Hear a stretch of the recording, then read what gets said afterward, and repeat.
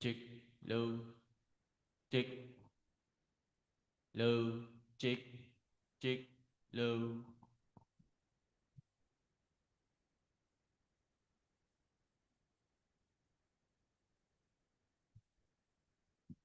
low, chick, low, low, chick, low, chick, chick, low,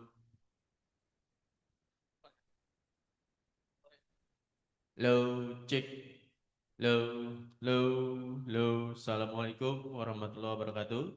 Low, low, chick.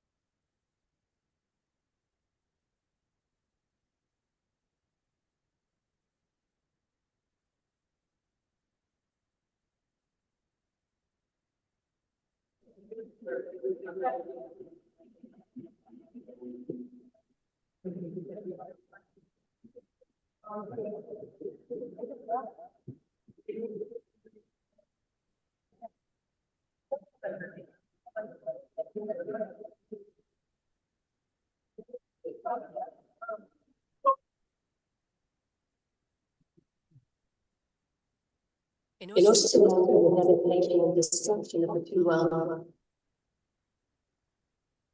in order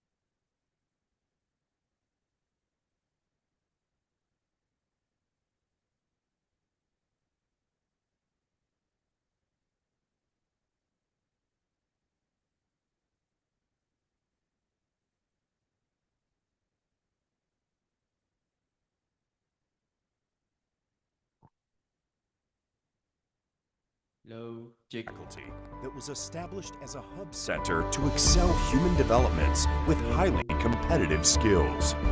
USU is at the forefront of the implementation of Tri Dharma, which are providing education, advanced research, and community services. These are parts of our involvement in solving and addressing public matters as well as Cepat.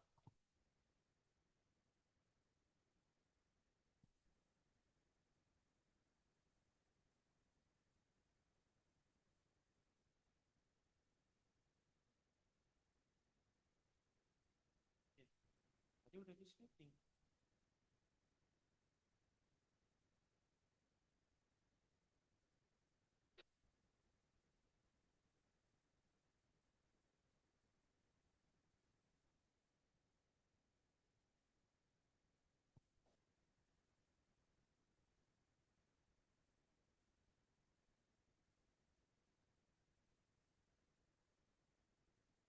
Low, check. Low, low, check.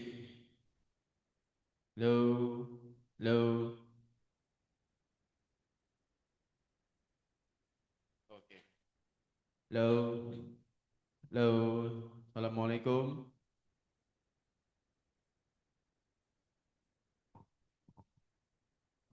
Cek.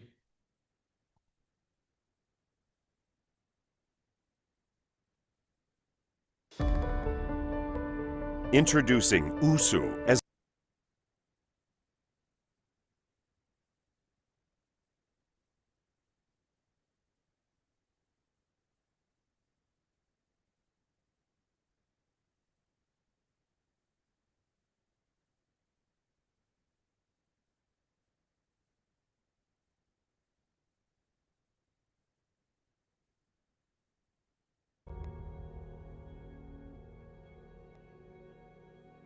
Bismillahirrahmanirrahim. Assalamualaikum warahmatullahi wabarakatuh.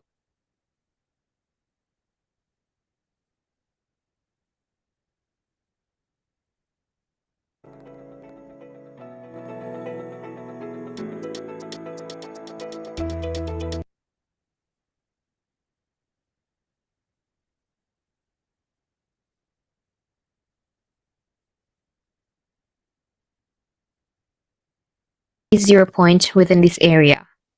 The Ninhui Fontaine, built around 1915 AD,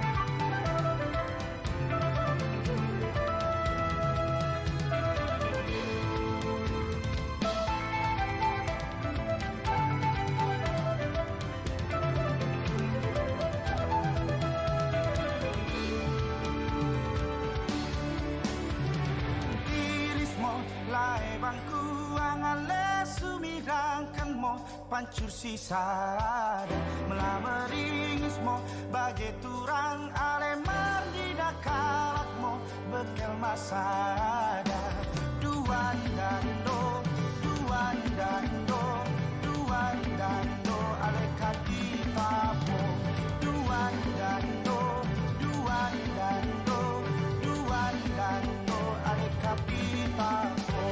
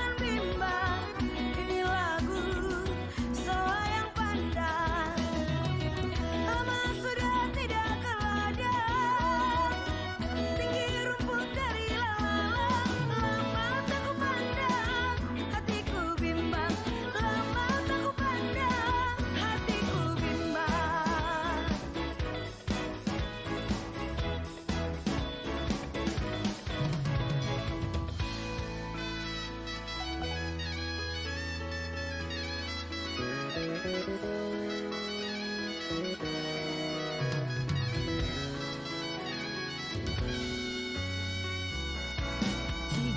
warina, tiger warina, aroni juma, paksa ngadi-ngadi, aroni juma, paksa ngadi-ngadi. Oh turang sing uda, mora kelateku ngorulut-ulut, kelateku jadi ngorulut-ulut, kelateku jadi. Family taxi, dana kaekor turang dalan-dalan di pasar nasi gedang. Undangan dia, debaku bahan bangku turang, kenal adeku jadilah netara.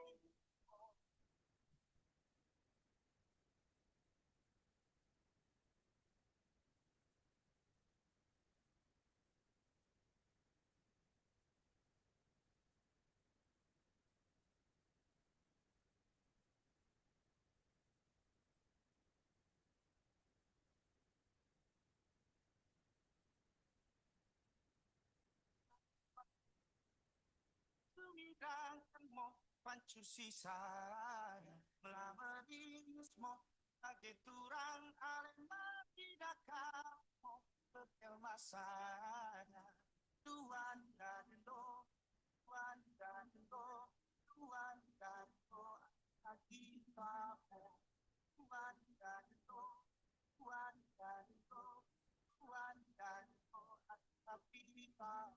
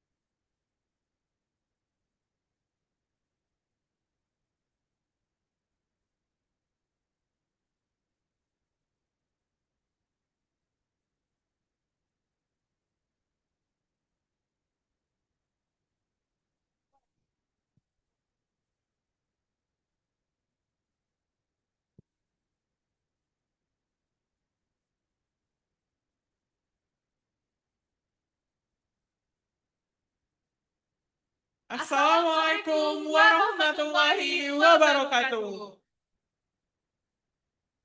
Good morning everyone, selamat pagi. And welcome To the offline session of Summer Course Architecture Universitas Sumatera Utara 2025. Finally, after a few days of joining the online session, today is a very special day because finally we can meet face-to-face in Engineering Hall Universitas Sumatera Utara. To all our lecturer and friends from Malaysia, Thailand, Austria, and all over the Indonesia, thank you for coming all the way to be here with us. We're so happy to welcome you all to our city. Because the participants came from many countries, we would like to give a special greeting to all our participants. From Thailand, Sawadee. We're so glad to sharing your energy and fresh ideas with us. From Malaysia, selamat datang. It's always a pleasure to welcome our dear neighbors and collaborator. And from Austria, herzlich willkommen. Thank you for making the long journey to be part of our international experience. And lastly, to our Indonesian participants, especially those from North Sumatra, Horas, let's proudly share our local wisdom and warm hospitality with our global friends. I'm Raihan, and together with my co-host, I'm Haira Muklisa, will guide you through this today's event. to make this even more special, we have prepared a few lines.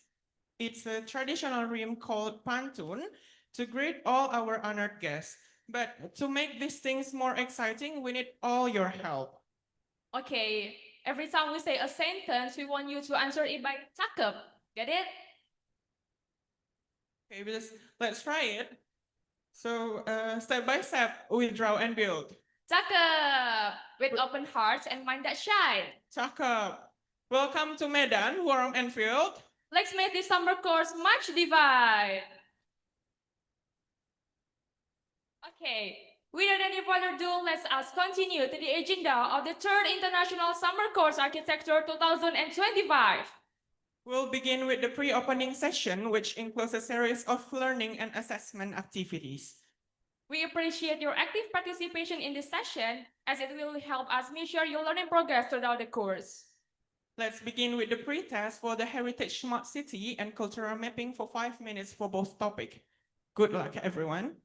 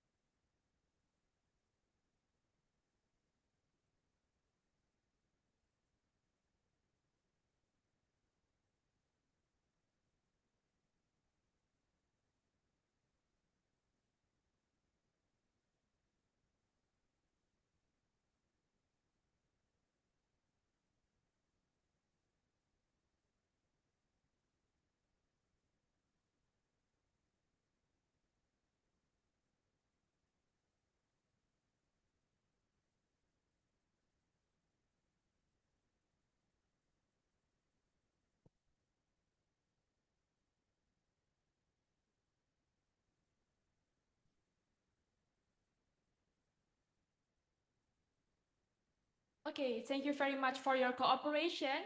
Now we will start for the first presentation titled Heritage Smart with Dr. Lim Sengbun from University Technology Mara, Malaysia to deliver the presentation.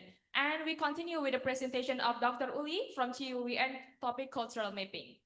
This session will be moderated by Ms. Noor Aisyah binti Zulkifli from University Technology Mara, and I'm going to read about the profile. Noor Aisyah bin Zulkifli is a lecturer at the Department of Architecture URTM Perak branch, with a focus on conceptual design, urban planning, and the relationship between human behavior and the built environment. Her academic work emphasizes thematic and experiential architecture, supported by her experience as a researcher, architect, and design educator. She actively contributes to publication, conferences, and academic programs aimed at shaping thoughtful, responsive design thinking a more future architect. With education, Master of Architecture at University Technologi Mara Puncak Alam, Bachelor of Science in Architecture at UITM Perak, Seri Iskandar Campus. And her professional is a lecturer at UITM Perak, project architect WDA Architect Kuala Lumpur, part-time lecturer and researcher assistant UITM Puncak Alam and Perak, teaching assistant UITM Puncak Alam and Perak, and assistant architect is Ismail Architect Perak. Without any further ado, let's continue to the presentation. Please welcome Dr. Lim Sengbun and the moderator, Ms. Noor Aisyah binti Zulkifli. Please grace of applause.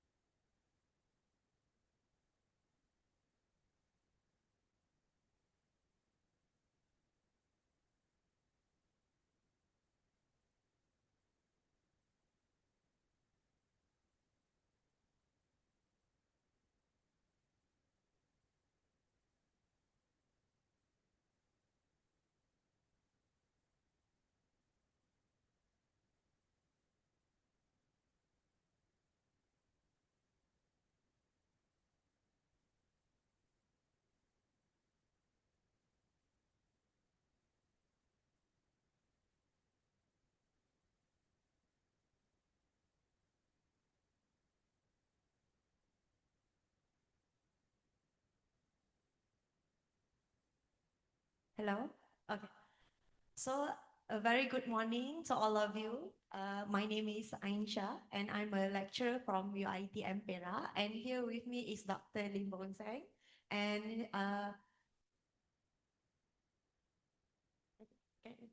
okay. So for today's lecture is a Heritage Smart City. Will be sharing by Dr. Lim Bonsang. So Dr. Lim Bonsang is our doctorate from UITM Perak in Malaysia. So he's actually really being expertise in smart city heritage, and he will share to you a lecture which I hope can give a very good input to the students, because we will try to delegate in terms of Malaysia, Thailand, and also in Indonesia and also other countries. So I hope the student can give a full attention to the lecture by Dr. Lim. And if you have any question, do prepare it after so that we can having a Q&A session after both of the lecture. So Dr. Lim, you may start now. Thank you, Aisha. Thank you, Aisha. A very good morning to all. Dr. Isnin, Fitri, yeah, my respected friends and colleagues, and organizer, right? Organizer for this ISCA USU 2025. Thank you for having me. Yeah, and then Pak Dolok, right? Pak Dolok, and a lecturer from Fakultas Architecture, then Dr. Urik, Dr. Urik, yeah, Dr. Urik from Vienna, right? Vienna University of Technology, Austria. And then Pak Punto, Pak Punto behind there. Pak Punto is from Trisakti, Indonesia. Yeah. And my name is Lim. We got another lecturer from Thailand, Mr. Pipat. Pipat is an architecture lecturer, fine arts lecturer from Thailand, USSR, Bangkok. Yeah. Thank you for coming to this event. So my presentation will be about heritage smart city. This is maybe a short introduction to this topic. Maybe I have to sit down. I'm not so feeling well today. Yeah, thank you. So it's actually an idea from the organizer to bring in the topic of smart city into heritage conservation or HUL, historic urban landscape topic. So I hope today's sharing would add some insights to the ISCA module content and the HUL also. Yeah. Next slide. So I try to introduce what is a heritage smart city, or I call it as HSC, and then try to introduce the key components of heritage smart city. Then I must admit this area is still new for me because my study on smart city is more on social perspective and governance perspective. And today we try to incorporate into or venture into heritage perspective and technical perspective of smart city. So I will try to propose the data collection method or through Internet of Heritage Things. I call it as IOHT. That is the question that you answered just now. I see the pretest, right? So what is IOHT? Later I'll explain. Yeah. So possible, I think if that is possible, then we incorporate this idea into the cultural mapping topic. The cultural mapping topic will be shared by Dr. Rick later. That is the main course for you. This is only the appetizer, appetizer for you. Okay, next. And then the case study, of course, for Malacca. Okay, so why we need a heritage? Why heritage needs a smart solution? Yeah, why? Because this urban heritage faces threats like over-tourism. This heritage area, they are popular, and because they got a lot of history and soul and a lot of old buildings where we can learn something from the heritage area. And then, but because of so many people went to this or visited the site, it become overcrowded, or we call it as over-tourism.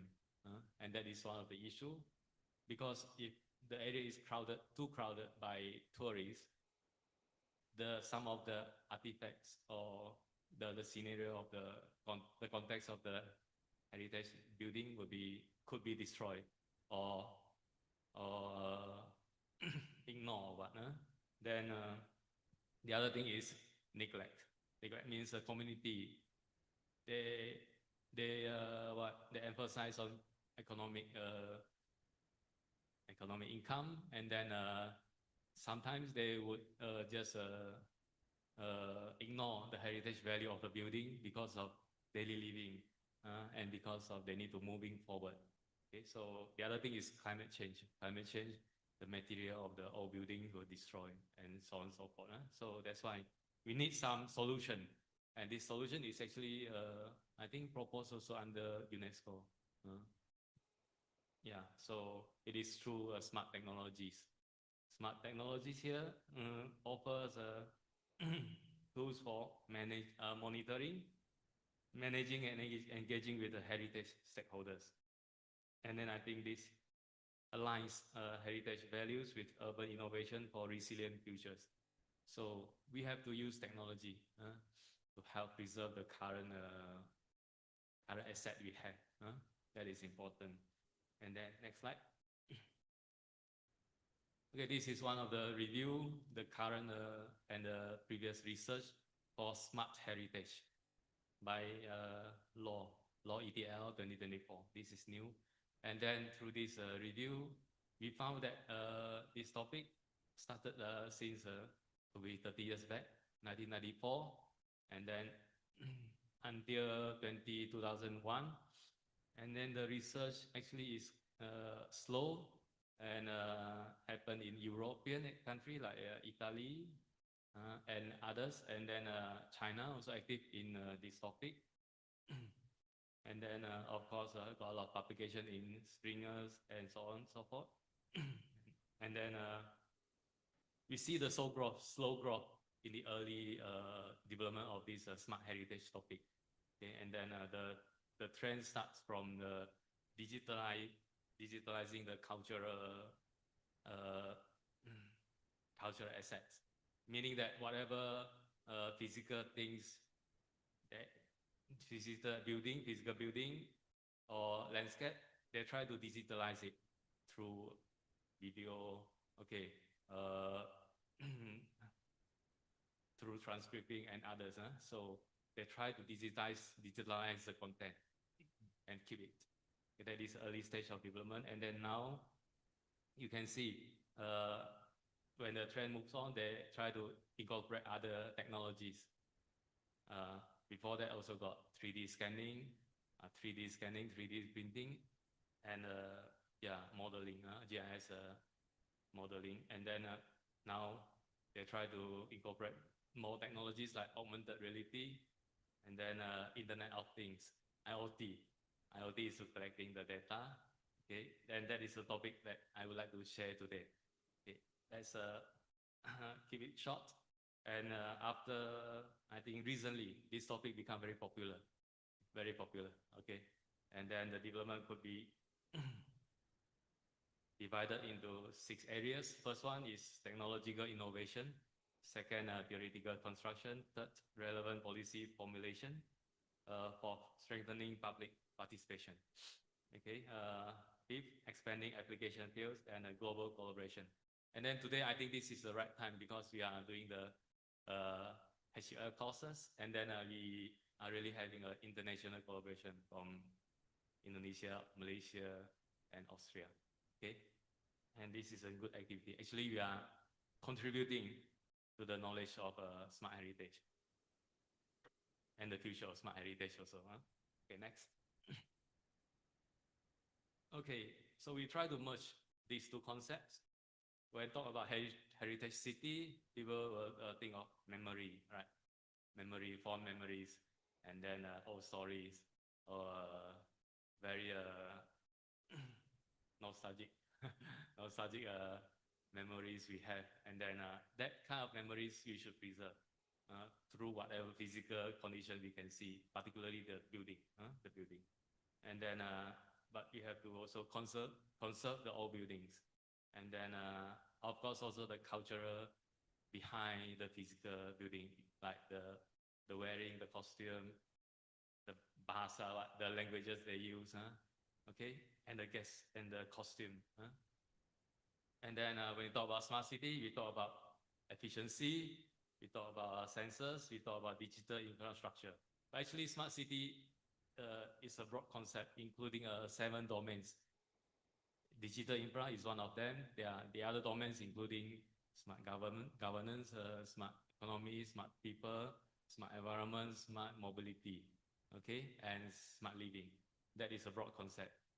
But when we try to merge heritage and smart, only the emerging theme is ICT. ICT. That is the people. There's most of the time people will think of what is smart city. And then, okay, we try to merge these two, then we come up with the concept, heritage smart city. Next.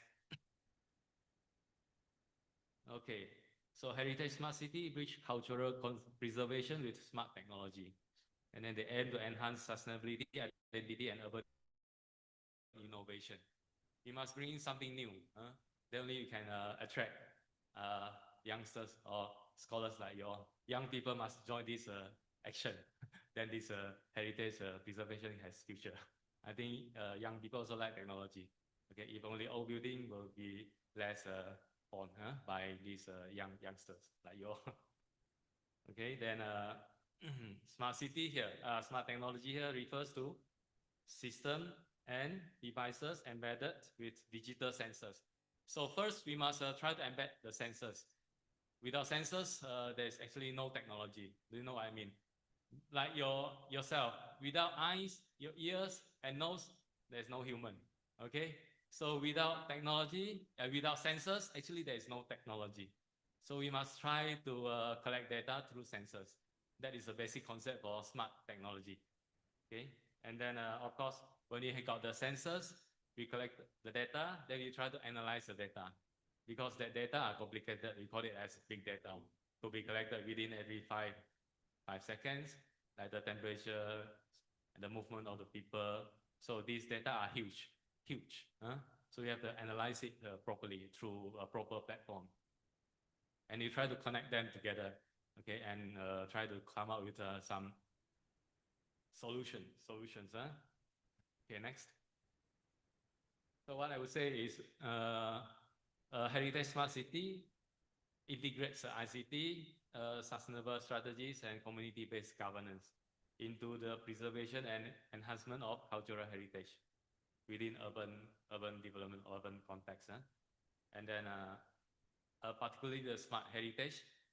Smart heritage is quite a new term. And then it is an emerging and sustainable approach that integrates advanced technologies such as digital tools, IoT.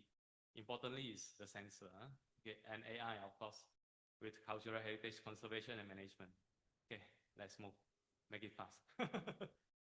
Because we got another presentation from Dr. Ulrich. Okay, so this is a converged model. You have to integrate the SETS, SETS, or socio-ecological technological system. There are many writings on the concept of SETS. You can Google. Okay, you can Google. And then you try to combine the tangible and intangible heritage, and then must prioritize inclusive and data-driven conservation, including the community, importantly. Okay, next. So some key construct, I would say some early finding. Okay, so to study heritage smart city, first we must try to know. First construct is digital heritage infrastructure. Whatever infrastructure you have, you try to digitalize them. Okay, make it 3D, make it digitalized. Okay, one of the important development today is the digital twins. Digital twins, meaning that you have a digital models in front of us.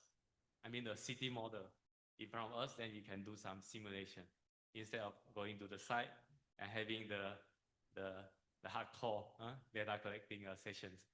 With a digital model, we can analyze faster and clearer and more precise. Okay. Next, heritage participatory governance. So whatever I always promote is to have a participatory governance, meaning that the top-down decision maker must allow or should have some policies for the community to involve in heritage conservation. Okay, that is important. If not, people has no power or powerless. So we must have some some instruction from the top. So then only we can create something together. That is important. Of course, the bottom-up community approach also important, but it depends on both the synergies of both parties. Next, heritage green mobility. Mobility is also important. Yeah, just directly go to this slide. Okay, you're right. Okay, mobility, of course, whatever we do, every day we also move, always move, right? From here, from Wisma International, move to this beautiful engineering hall, and we have the session today. So moving, I mean, mobility is an important element in cultural conservation also. So we try to promote green infrastructure, heritage, and then walkability within the heritage area. Walking makes you more comfortable, and then more you can feel whatever that exists in the heritage area. Walking is the best mode of transport, I would say, to appreciate the heritage area. And then carbon reduction, we must try to reduce the carbon. This is aligned with the SDG and the low carbon city movement.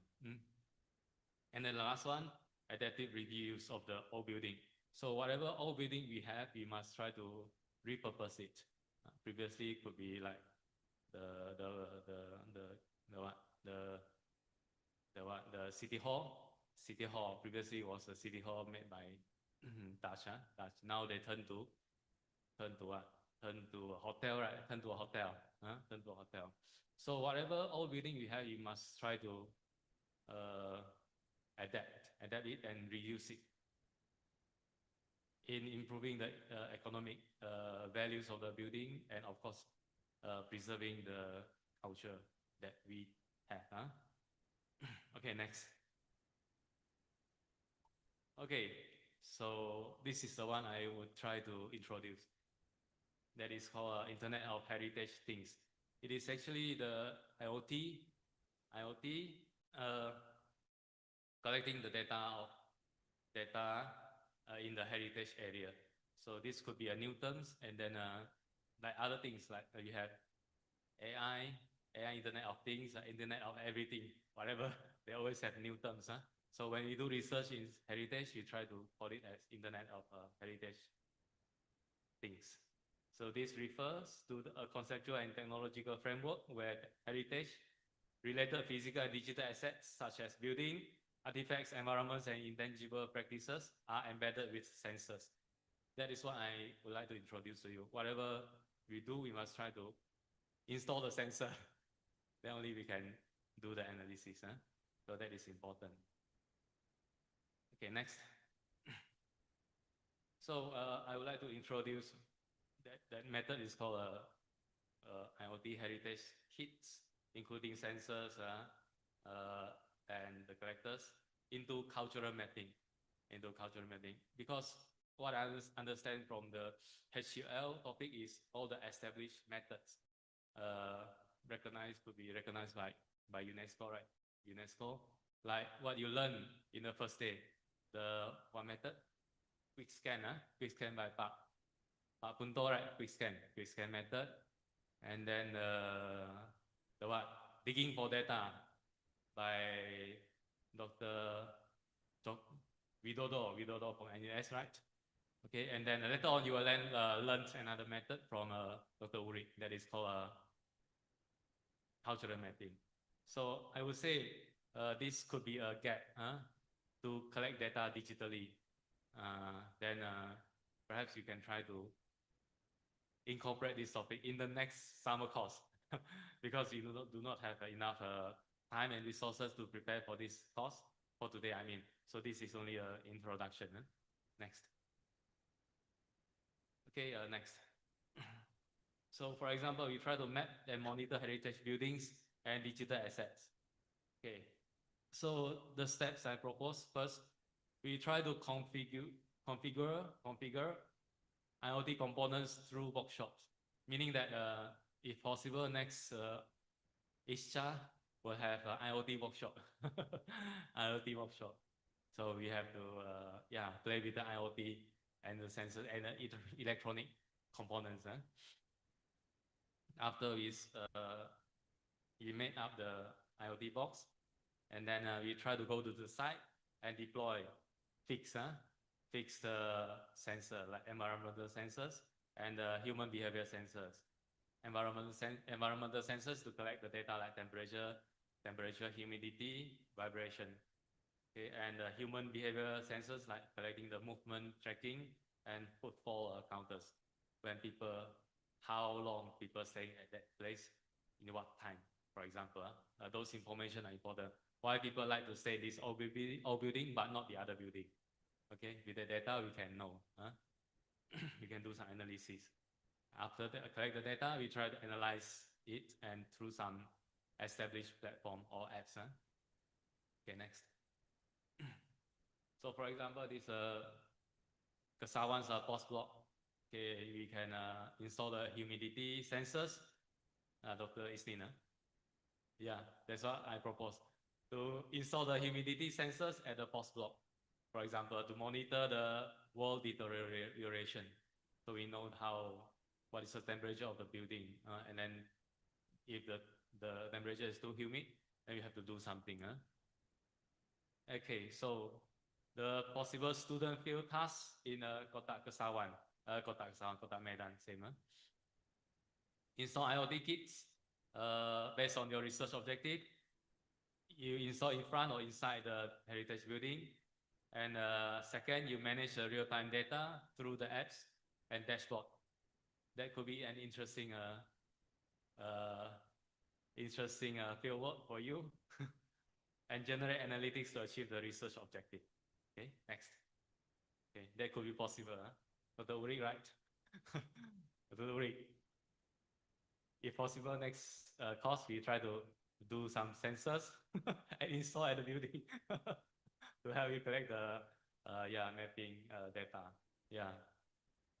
So, but this needs some skill to fix all those electronic components, like microcontroller, sensors, the Bluetooth module, and the power supply, and the broadband jumper wires. Okay, so this is a computer science and communication task, I would say. So, but it is okay. We try to make it easy for you, as long as you learn how to fix the simple sensors together and make it functionable. Okay, next. Okay, like the kit monitoring all building could include. So this is a question that I asked you just now. The DHT11 sensor to detect the temperature and humidity. The second one, PIR sensor, detect the movement of the people. Okay, and then the EPS32 sensor, okay, or controller, and with Wi-Fi. Okay, that is also important. Then sends alerts if the room becomes too humid, risks to timber. Okay, or if excessive human traffic is detected. Okay, so we are collecting data through these IoT kits. That is the idea. Next. This is one of the examples. If fixed together, then we put it in a box, then we go to the site, okay, and install whatever suitable location we can have. So the objectives depends if you want to collect the data of humidity or people's movement or many other objectives if you want to achieve according to this diagram. Okay, next. So hopefully, if possible, the next ICA will have a workshop for configuring IoT kits. Okay. Because I have some contacts with the company, IoT companies, they can give a talk, and then we can learn together from them. Then next, after we configure the IoT kits, then we go to the site and install whatever location or angle that you think that is suitable. Okay, that depends on the creativity, right? Depends on the creativity. So besides the traditional method we have, that is interview, survey, and observation, then now you can install sensors. Add one more activities for you, for the participants, I mean. Okay, next. Then we have to apply to an established platform. We are not going to design another platform, no. We try to apply and use the existing platform like Favoriot. Favoriot is a company.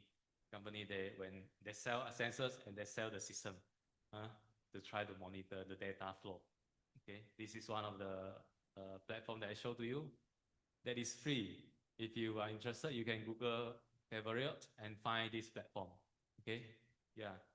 I think they go international also. In Thailand also, they venture into Thailand. Okay. So through this platform, we can monitor the data flow, okay, and do some analysis. Okay. Next. Okay. No. Previous slide. I mean, okay. I have done the sharing on the IoT kits. Now I'll try to bring you a case study in Malacca. Malacca is an heritage areas.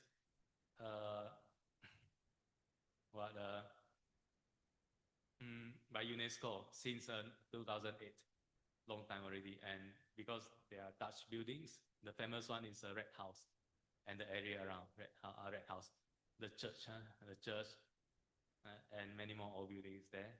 And then currently, because of the smart city movement, the authority or the government, the state government, they have formulated the Smart Malacca blueprint that is under smart city movement in Malaysia.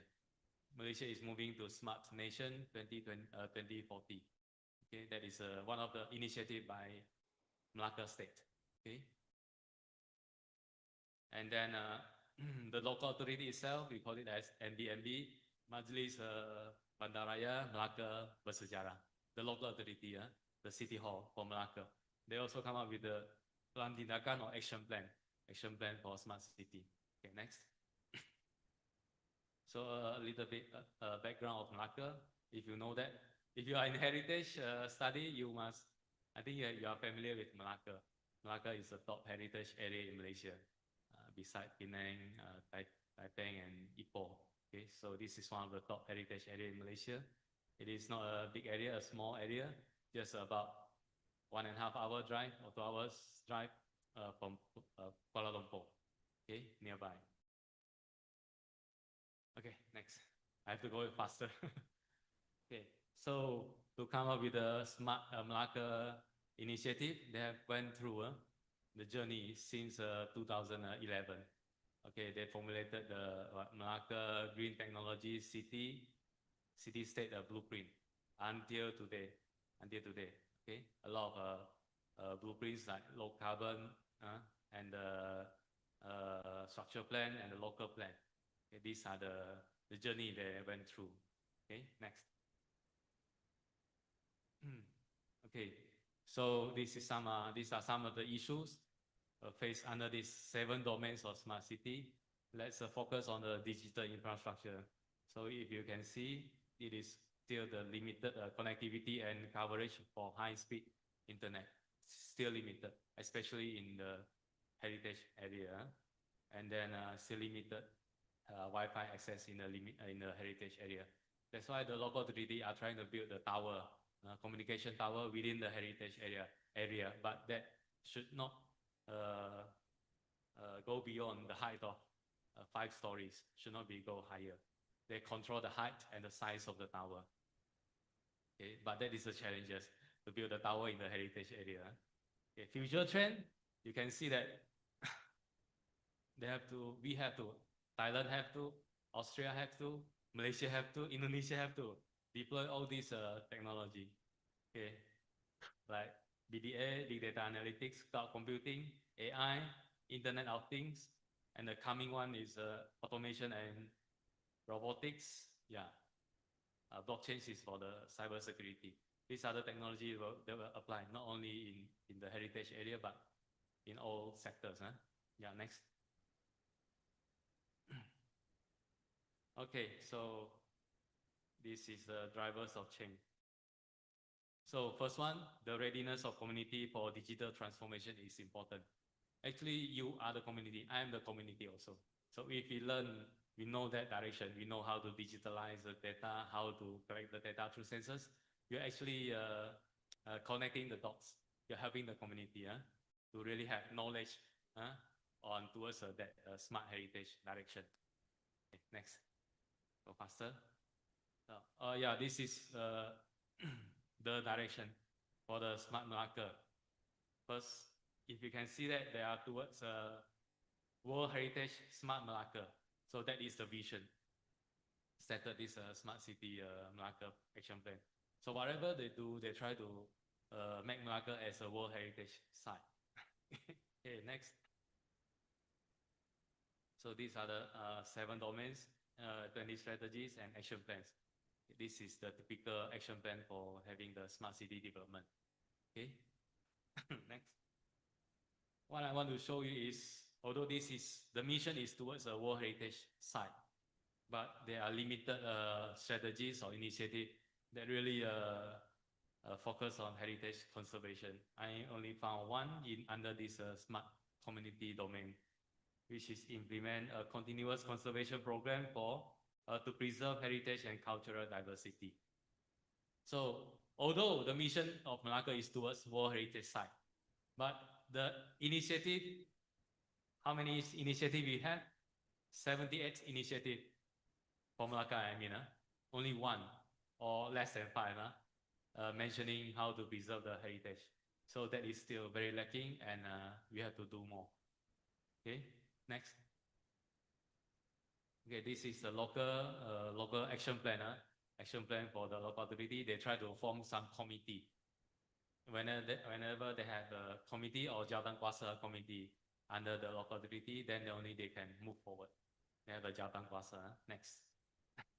Next. Next. So the framework is quite simple. Got smart physical, smart economy, and smart social. Okay. Next.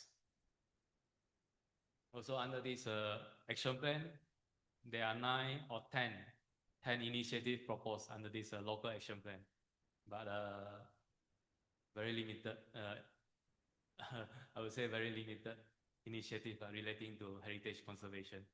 So you can see local authority like Malacca also, they are not really pushing for heritage conservation, but so for other cities. Okay, I'm not sure how Kesawan is moving forward. I'm not sure, maybe later Dr. Isni will share. Okay, next. Yeah. Yeah. Next one is automatic pedestrian system. This is one of the initiative. I think, yeah, I think this is one of the initiative that already incorporated under this MBMB's smart city initiative. They try to put sensors in a layman word. They try to install sensors at the junction or where the hotspot people want to cross the road. So meaning that when you reach that junction, you don't need to press any button. When you stand there, the sensors will detect how many people were there. Then they will give you green light access to cross the road. Okay, they'll have some sounds or music, and then some alerts for you. So that is the project they try to do. Okay, for Malacca, and then 5 sites, 5 jalan, they already selected there. Okay, next. So achievement and challenges. Achievement today for Malacca is they are ready with the smart city blueprint and action plan. That is good, because when we have plans, then we can move forward. Then increase tourist satisfaction, and then reduce congestion. But the challenges could be lacking emphasis on HUL, very much lacking, and then digital divide, and then they try to balance economic growth and conservation. Economy is always a main issue, main concern for the development, but not conservation. So we have to balance it, Ibu. Okay, so when you see the gap, what are the concern of the authority and the people? I mean, you see the red color one is the mobility, the congestion issue. In Malacca also, in Kesawan, in this area also, I think. Same, Next. Okay, last slide.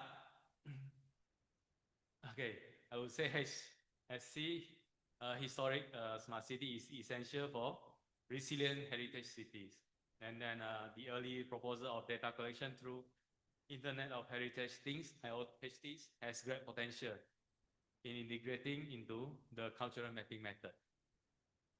And then HSC and IOHTs align well with the HUL framework and ISCA USU learning goals.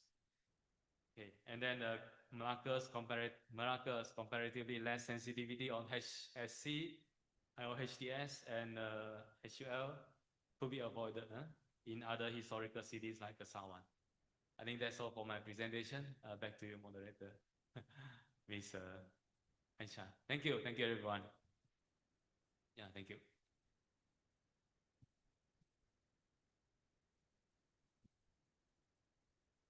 Okay, thank you so much, Dr. Lim, for a very great input in the lecture.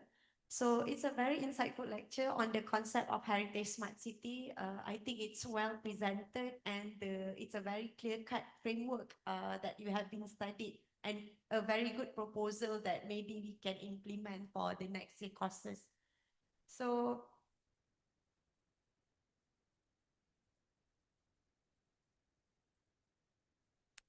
Okay, so for the next one, we will invite for a second lecture. So she is a senior scientist at the Faculty of Architecture and Planning at TUN, Australia. And actually this speaker have a very focusing and expertise in terms of cultural heritage documentation and also interdisciplinary conservation research. So I present to you and I welcome Dr. Herbie, Dr. Uli. You can see, you can stay on Dr. Lee, don't worry. Dr. Uli, welcome to give for the second lecture on the cultural heritage. Okay, so I hope the students are still focused for the second lecture. And maybe this will be a very great input so that you can implement when you do the case study later. Okay, Dr. Uni, I think you may start now. Thank you. So thank you very much for the introduction and hello to everybody. I hope you're fresh and eager to learn something today. We will do a lot of things and I hope I give you a good introduction so that you really know what to do later on. Good, next slide, please. I will introduce you into the cultural mapping because you heard already a lot about the historic urban landscape approach and that you, as a first step, but you will hear about this later on, have to do actual work in the field, and how this is done, I will explain later to you. Next slide, please. For this, I will talk a little bit about why we have to care about cultural heritage. Then I will show you how in the World Heritage context, we define a cultural heritage site and its values, which can be also applied to any other cultural heritage site. But if you have once the idea of a World Heritage site, then it is even easier to apply it for any other site. Okay, then I will show you methods for the cultural mapping, show you examples perhaps, so I will skip this because I will show you the assignment later on. Next slide, please. So quite often we think about why the heck should we care about cultural heritage? So we heard a lot about the historic urban landscape approach and why people do a lot of things, but you really have to go back a step and think about why is cultural heritage so special to us? And if you look here in the center on the top, the today's architectural environment is getting more and more similar all over the world. You don't really know where you are in a lot of cases because architecture is getting so multiple faced in the same way that you really have difficulties to orientate yourself where you are. If you look at cultural heritage, especially here in Indonesia, that you see in the center on the bottom, you see the huge diversity. You would always know just showing one of those buildings where you are. If it is in Bairebo here on the top left, or in Nias, one of the buildings in the lowest lines here of this picture, you know that there is a special culture behind it. But our cultural heritage is not only threatened by these making everything very similar or the same all over the world, but it is also threatened by man-made disasters like wars. We heard here so many news about people fighting in Ukraine, fighting in Israel, and you see what the outcome is on the left side. Here's an example on the top of former Yugoslavia, so the Bridge of Mostar, which is a very important part of the cultural heritage of the people in Bosnia and Herzegovina. And of course, there are charters in place like the Charter of Den Haag, where the Blue Sheet organization was funded to take care about cultural heritage in a case of armed conflicts, not to target especially very important parts of cultural heritage of your enemy. But what happens very often in an armed conflict, especially those are targeted. Because after the big world wars of the beginning of the 20th century, we saw that people really need their cultural heritage to overcome trauma like this. It's the same with a trauma after a natural disaster, and you had here in Indonesia in 2005 the huge earthquakes which triggered the tsunami, and later on also earthquakes that destroyed a lot of things, like here in Nias that you see on the right side on the top, or in Yogyakarta in 2006 that you see on the bottom on the right side. If people have, so peoples as a collective have to overcome trauma, it helps to have a collective memory. And to know about the cultural heritage is very important for you because you remember yourself, your home in the form of the buildings you are familiar with. So that's where your remembering is lifting you again and brings you to a future if you had a trauma to overcome. So, and that's why at the end the World Heritage Convention was implemented. And for this, I will show you a short video on the next slide.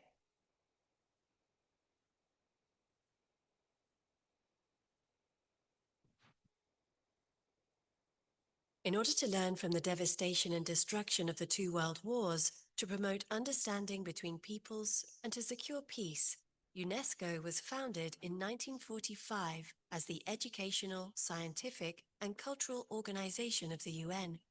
A remarkable event strengthened further international cooperation. Following the construction of a dam in the 1960s, the ancient temples of Abu Simbel were literally on the verge of sinking. An international rescue mission prevented this by dismantling the monuments and rebuilding them on higher ground. This successful project raised awareness about the fact that all over the world there are places that are of outstanding value to all mankind and which therefore must be protected from threats such as armed conflict, deliberate destruction, economic pressure, natural disasters, and climate change. The idea of the World Heritage was born. In 1972, the first member states of UNESCO signed the World Heritage Convention and committed to preserving natural and cultural monuments and sites of outstanding universal value on their territory. For a site to be included in the World Heritage List, it must first be nominated by the country in which it was located. The nomination is examined by international experts who decide whether the inclusion in the list is justified. Finally, the World Heritage Committee, a body of 21 elected states, takes a vote. World Heritage Sites shows the diversity of cultures and natural phenomena that are tangible evidence of the bond between human beings and nature. The UNESCO World Heritage contributes to the preservation of these remarkable places and to promoting cultural exchange, dialogue, and peace in a sustainable way. Yeah, thank you. Next slide, please. I think the short video shows you very good why we have this World Heritage Convention.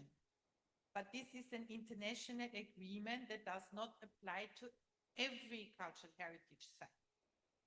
Anyways, in each of our countries, we have sites that are not perhaps important for all the human mankind, but perhaps for the country itself. And if it's just for a small community, the community should take care about it. So how do we define a cultural heritage site and its values? So here we have an example of a very nice cultural landscape with mountains and the city and all the things that happen around it. Next slide. So how we define a site? So here we in orange, we say, so this building conglomerate is very important because something happened in there.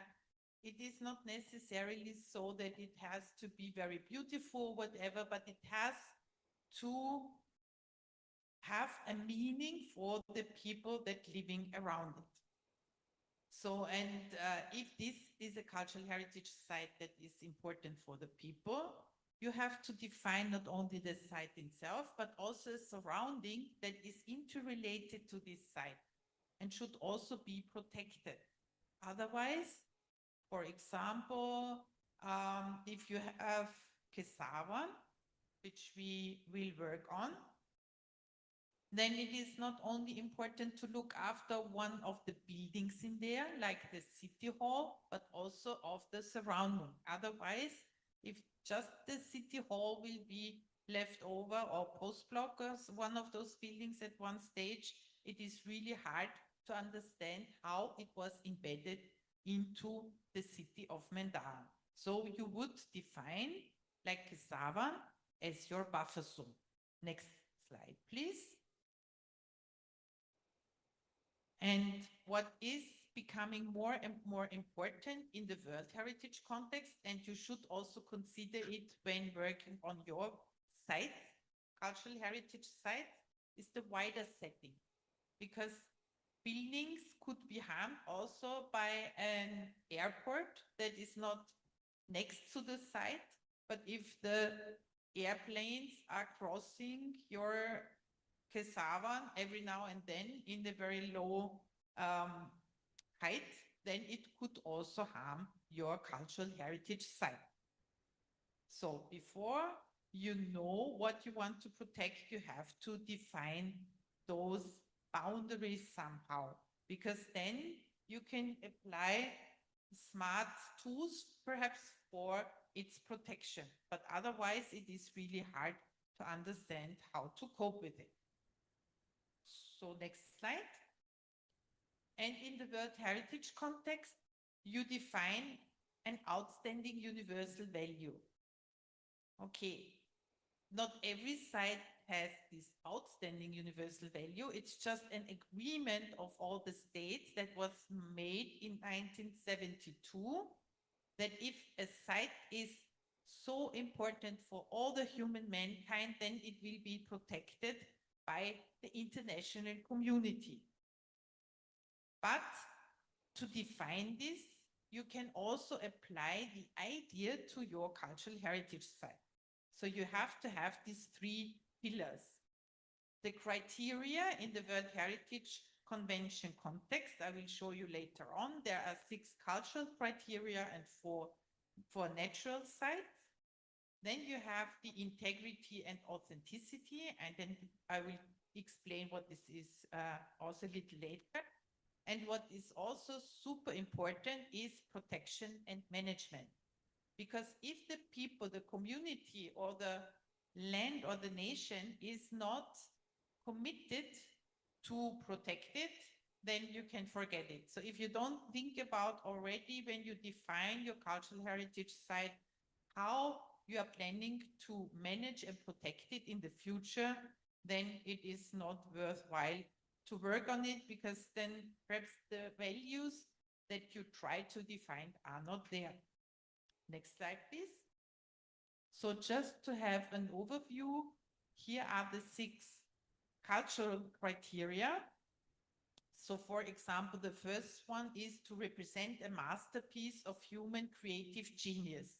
We don't go through them all, just that you have the summary at one stage. I put it here. Next slide, please. So super important are authenticity and integrity.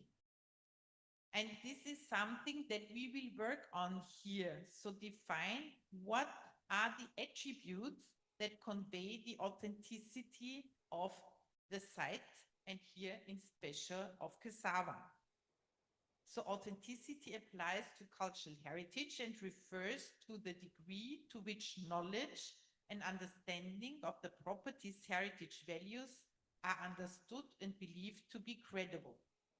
So to know what is in our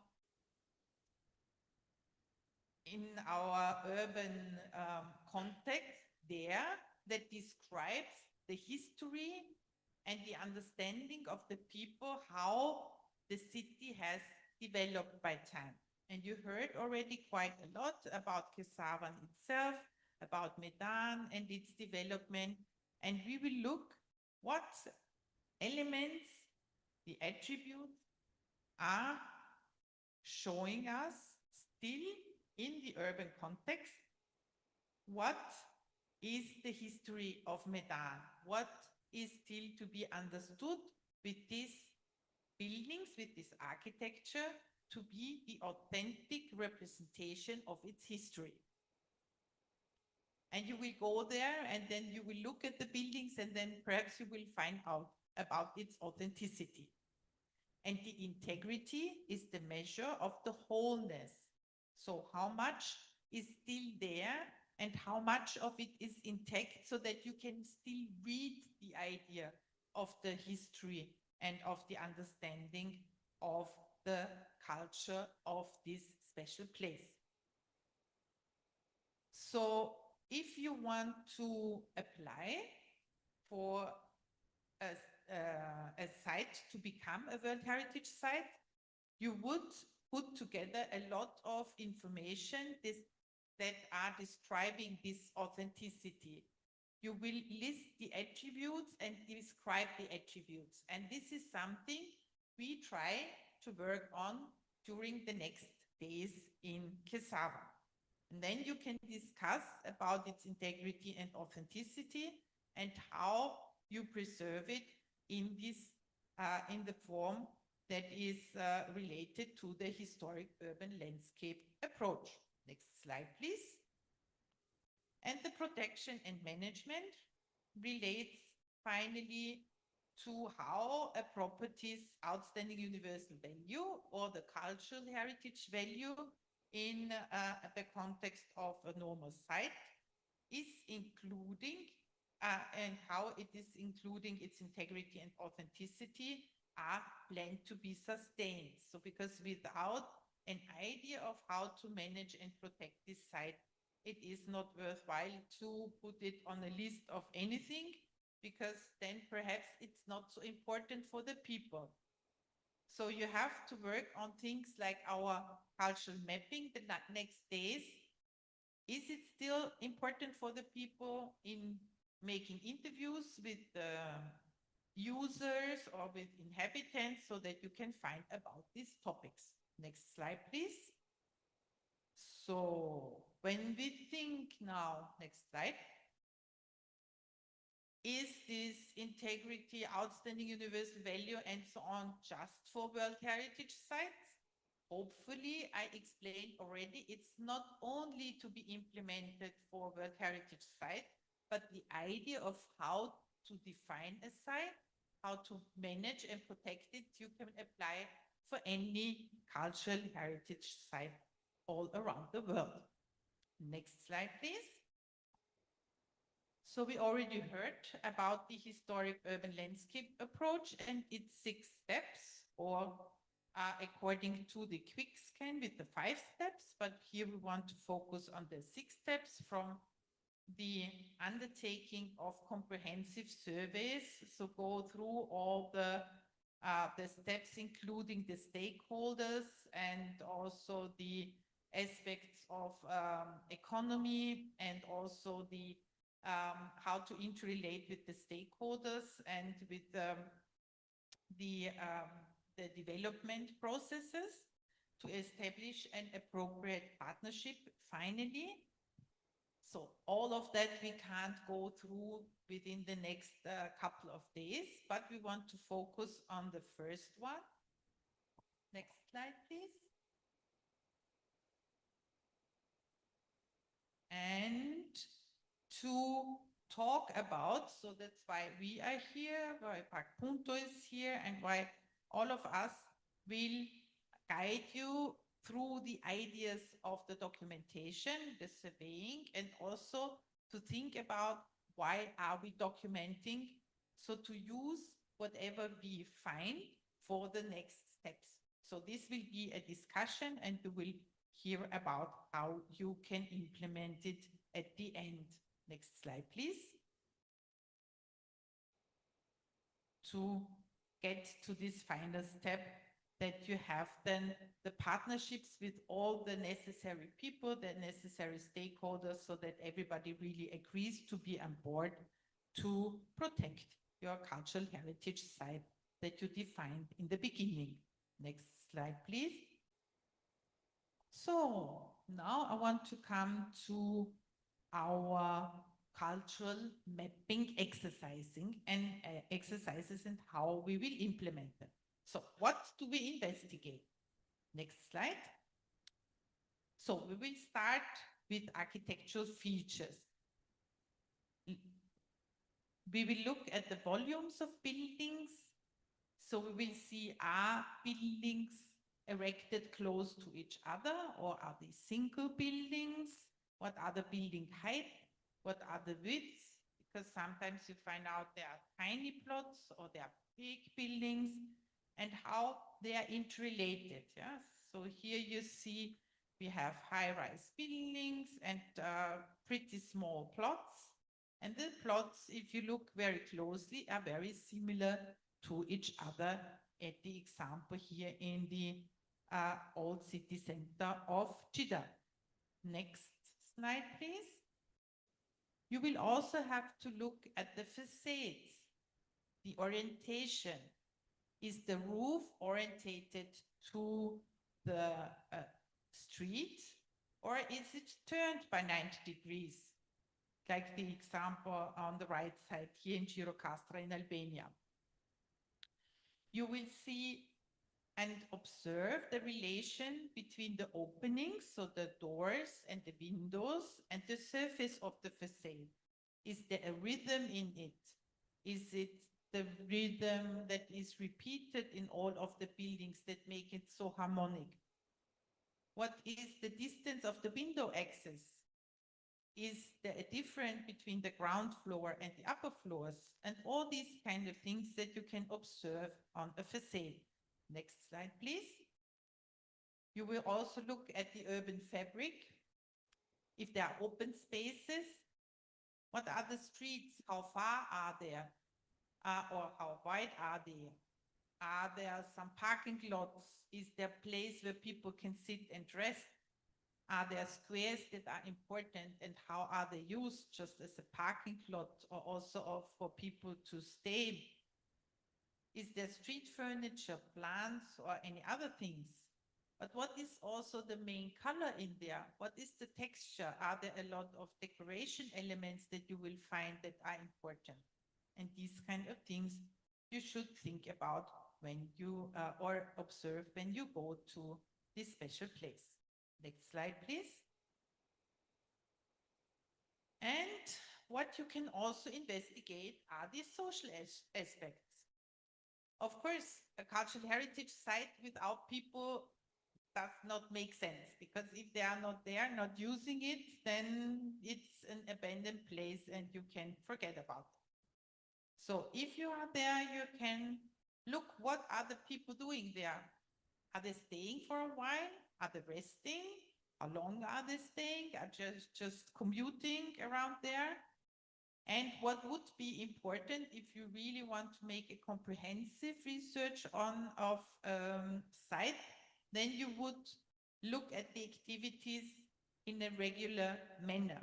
You would look what the people do in the morning, at noon, in the evening, on a weekly, monthly, or yearly basis. So this is not something that is possible for us here, But it would make sense to go to the place, to the same place, and observe the people in the morning, at noon, and later on, if you can see. Because we are in a very lively area and things are different during the day. And you would also investigate the historic facts. That's what you heard already from the colleagues in the digging of data for data presentation. You would look at old drawings, books and sketches. So to find out about the official history of the space and to see if you can find the traces of this history still in the urban context. What you can find out about historic facts is not only the real official history, but also all the stories and legends that people know about the area. Here an example of Vienna, which was drawn by Bernardo Bellotto called Canaletto in 1759. And it looks like a picture of Vienna at the time. But it tells also a story that it is not like the official picture of the time, because it was ordered by the guy who owns this building here, or owned this building here. And for him, it was super important that this building was much bigger as the Emperor's Palace at the time, which is the much bigger building, the Belvedere Castle, which you would not guess when you look at this picture.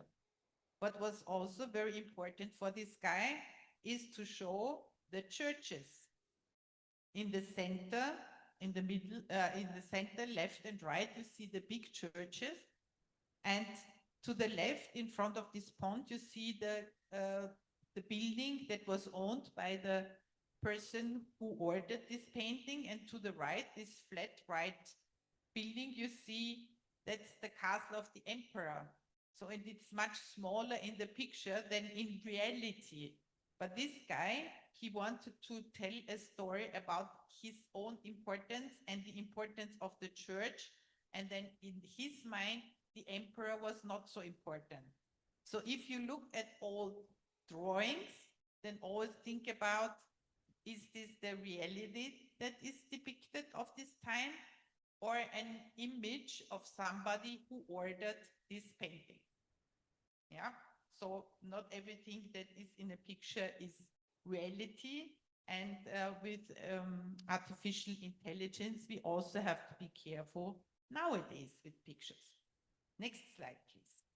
So think about this information and also always interrelate what you found. Next slide, please. In the digging for data lecture, yeah? So interrelate what you found there with what you will work on in the next days. Next slide, please. So now, how to analyze public urban fabric for cultural and attribute mapping.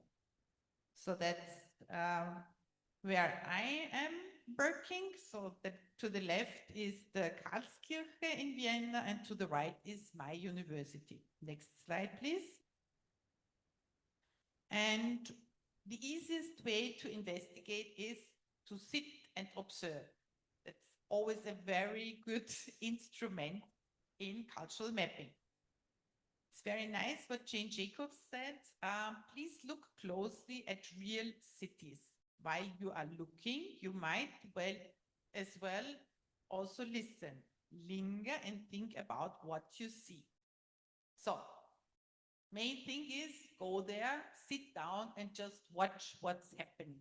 A lot of things you will learn in just staying there for a while. Next slide, please. So you look at the environment, at the architectural features. The architectural features, I told you already what you have to think about, at the people, and also a lot of elements that might missing or might be too much in this urban fabric. Next slide. A very important tool to do is to sketch. And this is one of your assignments.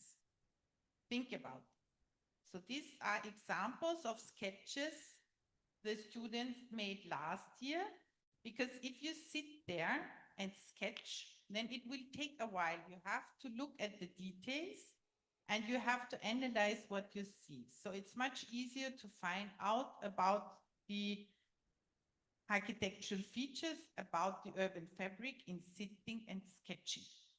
And what could be an add-on is that people will talk to you and ask, what are you doing here? And then you can use this already and catch them and make an interview with them. Yeah, so it has multiple benefits to do your sketch. What we will also do is map functions of buildings, because it's very important to see if the buildings are still in use and what their use is. So you will put it in a map, like on the left image, and we will use Google My Maps this time. I will show you later on how we will do this. And what you could do is, because we not only map the function of the buildings, but also their height, so how many floors do they have, and also if you see if there are empty places.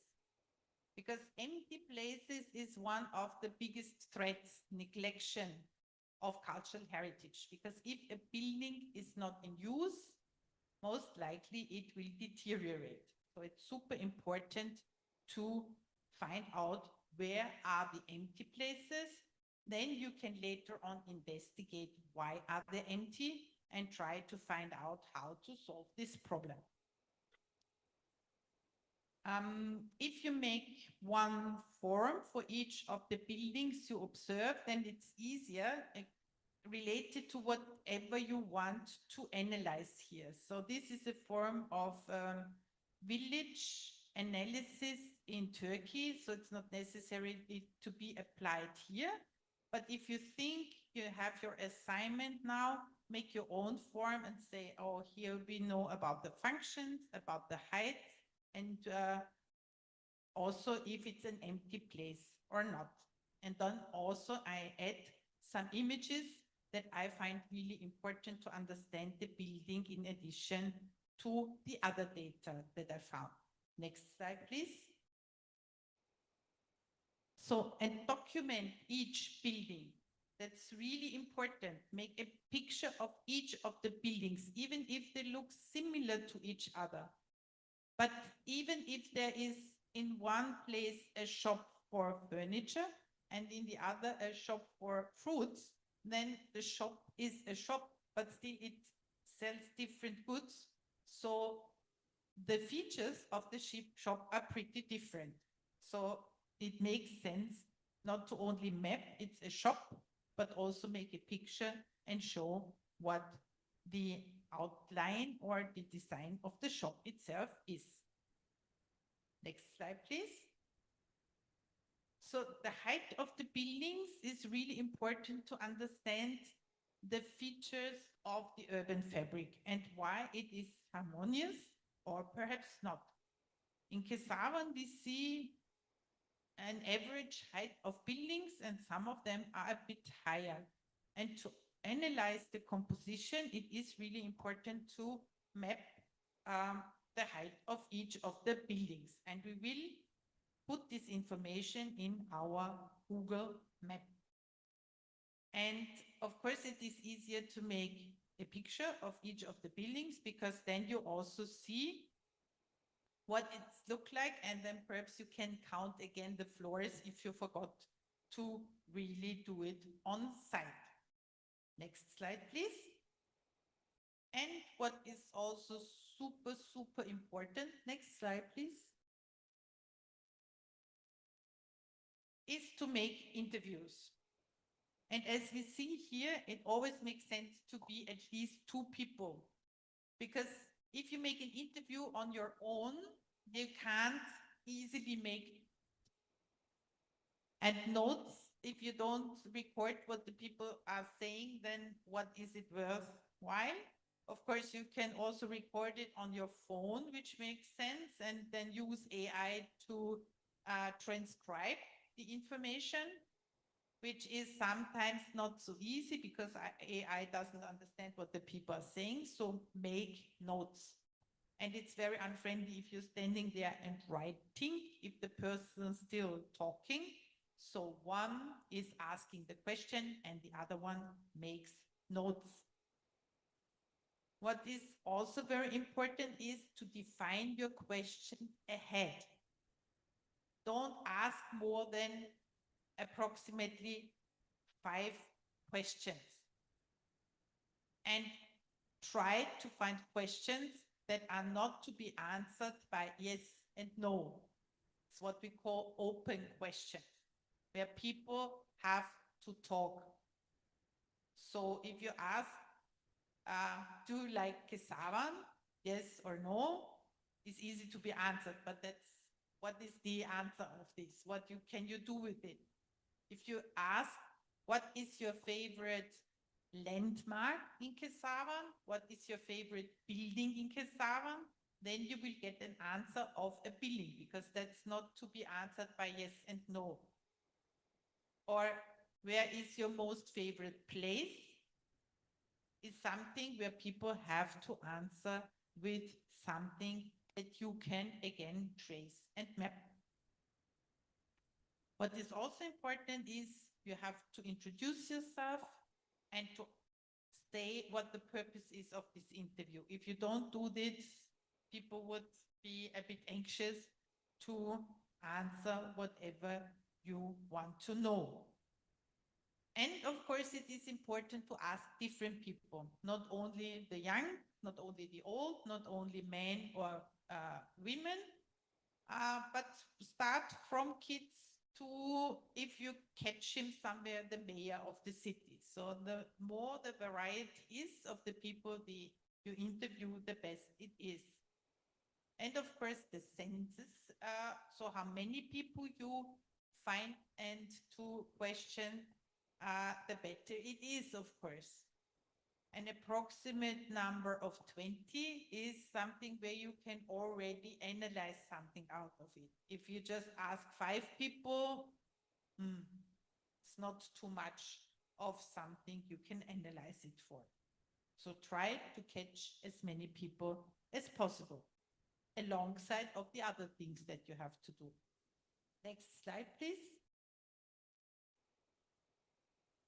So, interviews are super important to evaluate the value of a heritage place. If people can tell you that they like a place because of its history, or just because it looks so nice or whatever, then it has at least a value. So if it's related to the same cultural heritage value as yourself have, possible, but not necessarily so. So the value of the cultural heritage can differ, but still, if it's there, it's worthwhile to protect it. And you will find out about the collective memory. I already told you this is what we build upon to overcome a trauma or to start from to build a hopefully better future. And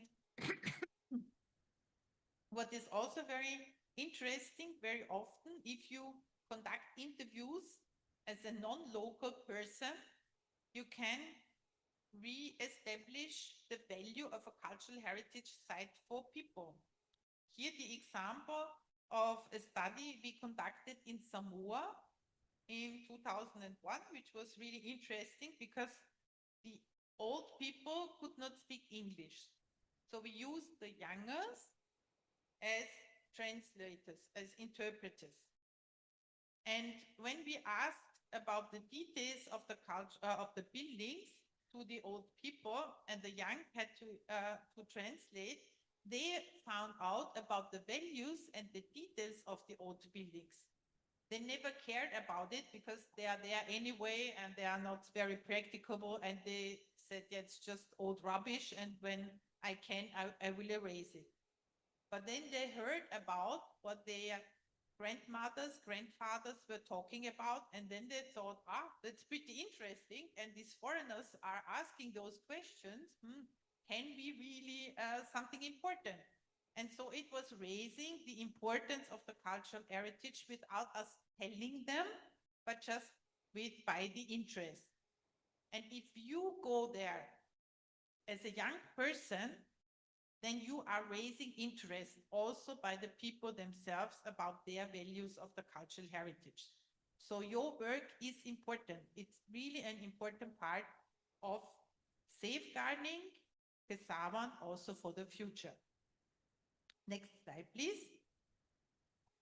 So, and then there are a lot of things that you could do. It's nothing of the assignment, but people would do it if they want to investigate places intensively.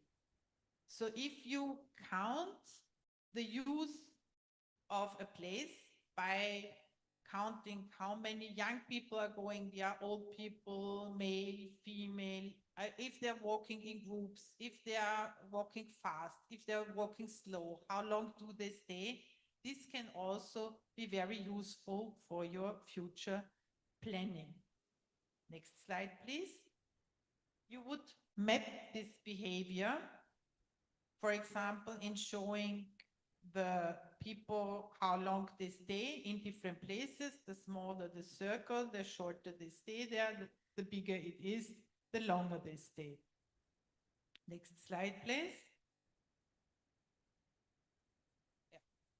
You can also map the behavior in relating it to the picture so that you really see it is interrelated to the features that are there. So it's a very nice building. It has benches in front, so people are sitting there and staying for a while.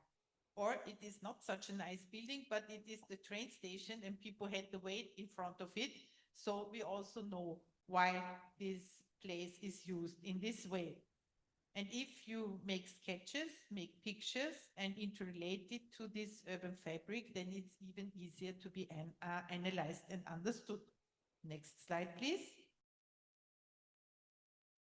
If you trace the movements and then visualize it with any simulation aspects, then it is even easier to find out how people are using the space and how you can use this for future management. If you trace the people, you would go behind them and look what they are doing. Next slide, please. If you want to find out the use or where the people are going or how they're using a place, very often you will find it out also by the things that they're leaving behind. Yeah, so here after a marathon, of course, you will find a lot of rubbish, but also if there is a festival on the street or something like that, you will find the traces about how many people have been there and also where were the food stores, where was what happening, because it will be different if there was food and drink, something like that, or if there was just other entertainment. Next slide, please. So to know about the movement, especially if you think about, for example, overcrowded places.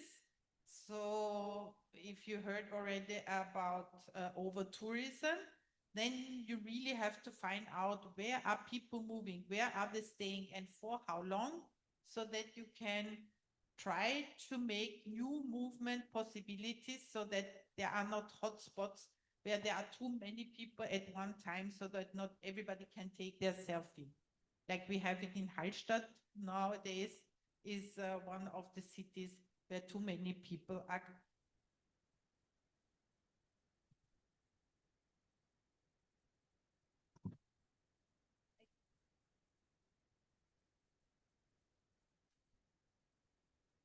I'm not sure how.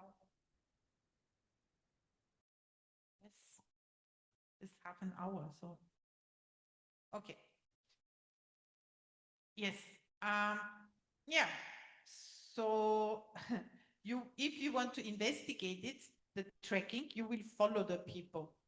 If you really do that, you always have to ask the people before tracking them, because then otherwise you would look like a strange stalker. And it is always advisable, yeah, to ask, because you never know, especially nowadays, how people would interpret it. But it's a very useful tool, and it can be also quite funny. So if the assignment is done by you in your area, then check if you want to do that. Next slide, please.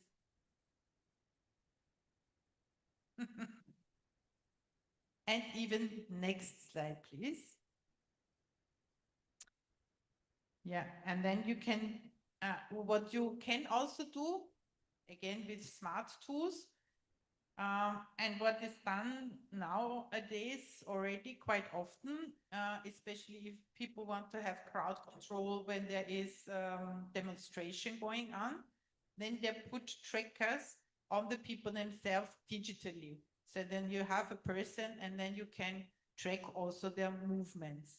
But this is something related to the law and legal regulations of your country, if this is possible or not. And very often you have to have permits to do this kind of investigations. Next slide, please.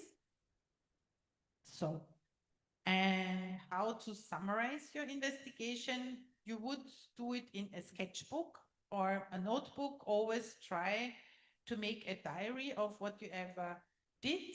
So as we say, one of the assignments is to sketch. It is better to have it in a booklet, yeah, because one piece of paper can be lost very easy. Or if you want to use one piece of paper, do so for your sketch and then upload it to our Miro board. Who does remember the Miro board introduction? Nobody. Okay. I will send you the link later, and you have to use this tool because we want to collect all our findings in this tool.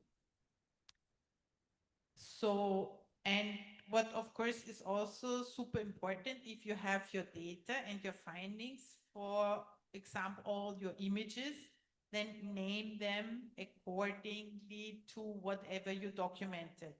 And don't forget your names, otherwise nobody else can use it later on, because you always have to name the author of any reference that you are making. So here, I forgot. Next slide, please.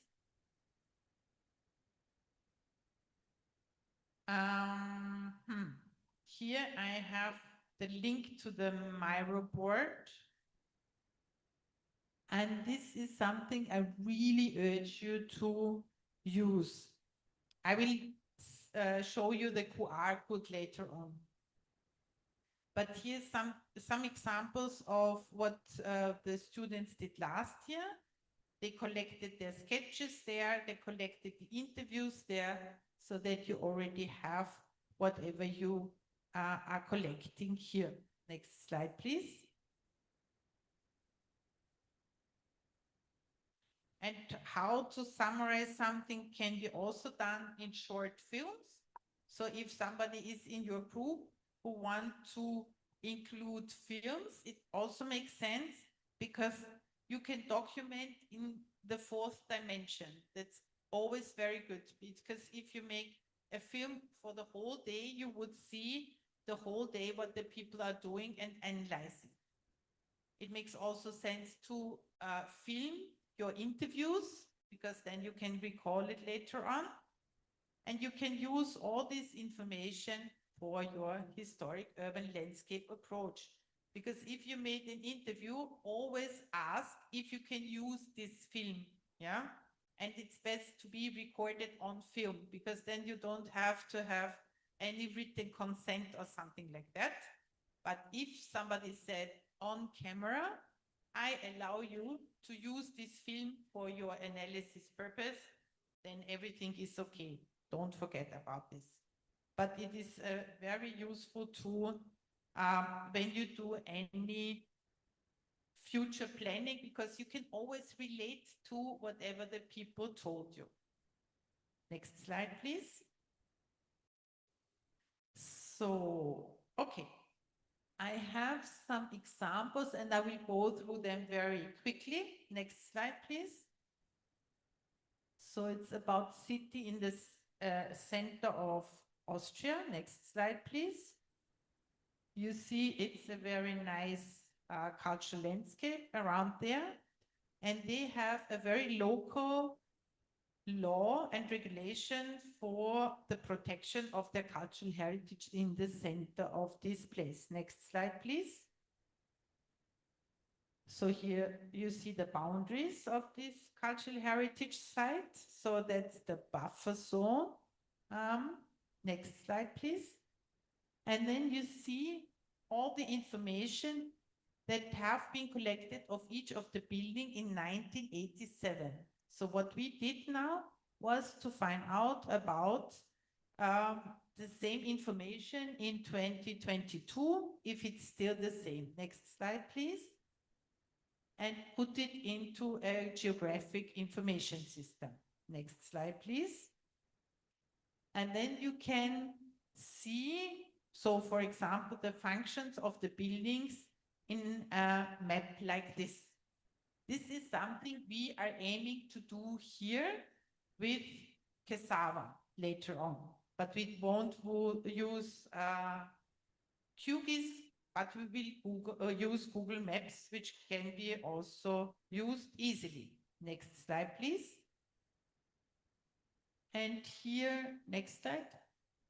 And here an example how this information system of the government of Vienna. Next slide, please.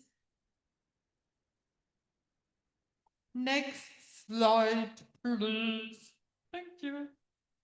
So the city government of Vienna put in information like the historic plans, so that you see the green part here is where the boundary between the fortified village of Vienna was at the time, here in red, and the other parts where villages are surrounding Vienna. So now if you want to do something in this area, you have to take care a bit more. Next slide. You have here the protection zones of the city. So if you want to plan or build something in this area, you have to do it according to the city government regulations. Next slide, please. Here is introduced the World Heritage Site Historic Center of Vienna. Next slide, please. Here you see the different periods buildings have been built, which can be very useful in finding out what is perhaps more important than others. Next slide, please. And here we have an information system where you have for each of the buildings, next slide, where you have the red dots, information of these buildings. So references and also pictures.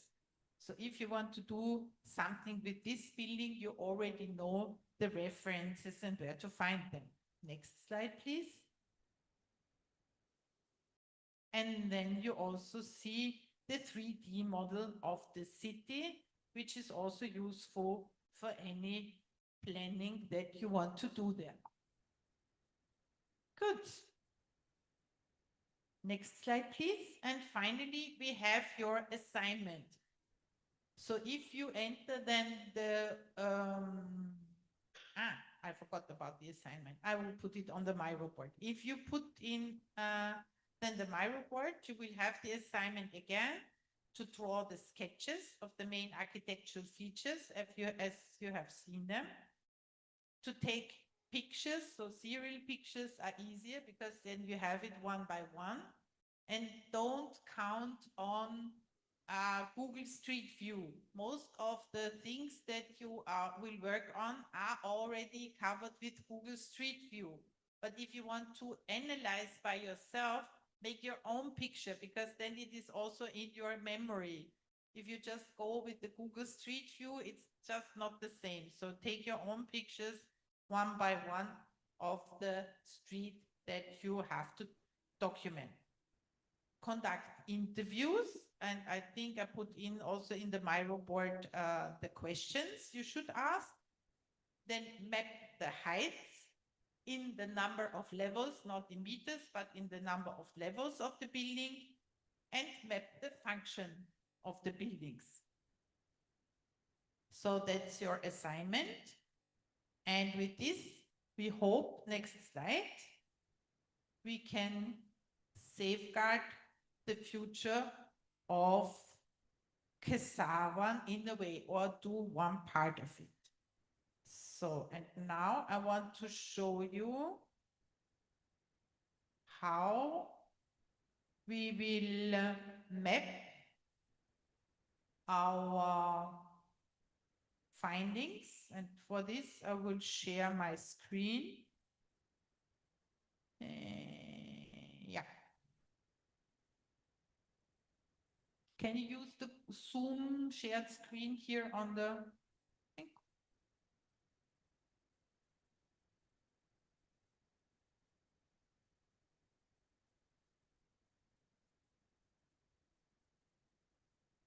Hi, here we are. Very good. So each group, so you will see here, we have cassava in purple, but as you see, it's quite large and very diverse. So you have high-rise buildings around here and the Lampangam Merdeka and a lot of things, but we will concentrate here to this area in the south. So I think if I remember it correctly, you are already divided into 3 groups. Is this right? Are there 3 groups? Yes? Bagus. Good. So each of the group will get one of these maps. I will make this. Yeah. So, where is this? So your map will look like this. If your group number, what we said, 3. So, and then you already have some layers in here. Layer for the boundary, then you have the layer for the building heights. So I included these already here just to have the correct coloring. What you can do here is, as you know, your boundary, you turn the boundary off, then it's off, because otherwise it's easy to shift it around. So if you want to put in the height of, for example, this building here, you will make the boundary, you see the cursor here, and add a line or shape and add it here. And if I'm not completely wrong, then this has 4 floors. Yeah, what happens? 4 floors.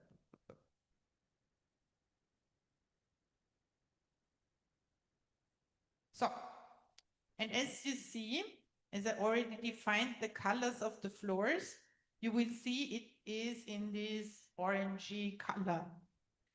And each of these polygons that you put in here with the same name will appear in this color. So then you have for all this area here the heights of the buildings in different colors, which is good for the analysis. So I will erase this again. If you are not sure about the boundaries, unfortunately, it is not super correct, but you can kind of try to find it out. You can also use another base map here in the bottom, like this. But you see there are not too many buildings in here. This is easier to see. So there are not so many buildings, but some of them are there. And sometimes you have to introduce a new building. Yeah. then is this clear how to do it? Yes, no, I don't know, I don't care, whatever. So we will see it anyhow, because we can trace you through Google Maps. Always look that you, when you are working in mapping something, that this blue line here is there, because then you are in the right layer. So for the functions of the buildings, we know, especially in this area, that the ground floor is different from the top floor. Sometimes you have a shop on the ground floor, and on the upper floors, there are residential parts, or there are, what is it called? Storage place, or they are empty. So very important to make different functions. So, and to put in the function, you see here this little marker, and then you can add this marker here. Again, if you say here shop, it will have the same style as this shop sign already here.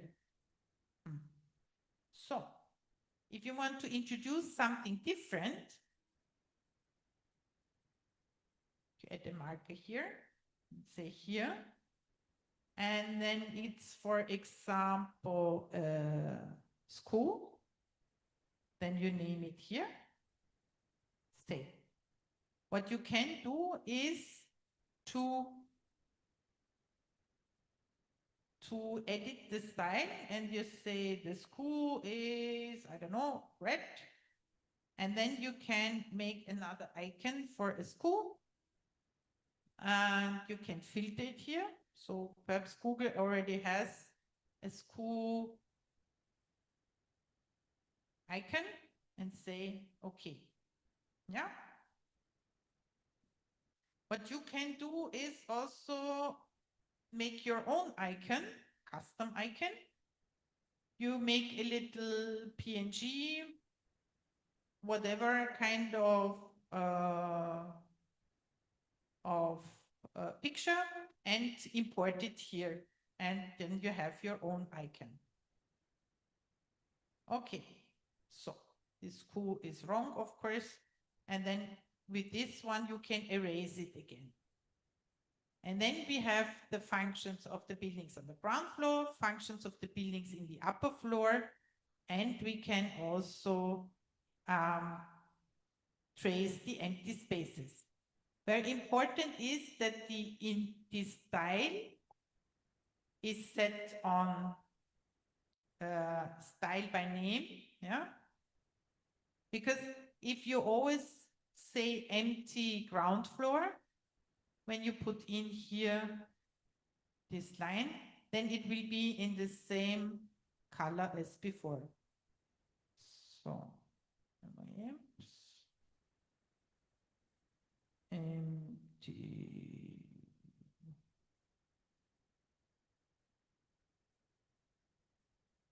floor. So, you see, then you see that there are two empty ground floor polygons now, and they are all in the same color. Is this clear? Or is there any question related to that? Or a question related to the assignment?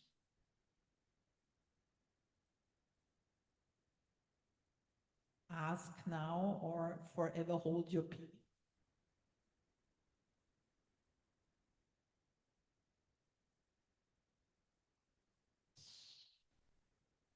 So then I will show you here.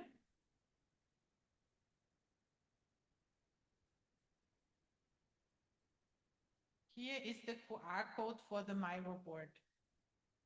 Please use this, because I will see you entering the Miro board right now. Is it working? Yeah. Because You should come here.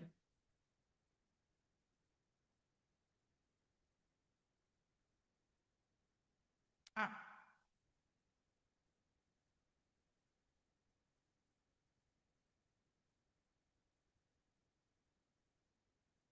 Yeah, it is working because I see you, I see you, I see you. And I already told you, like Alisa. Who is Alisa? Very good. So,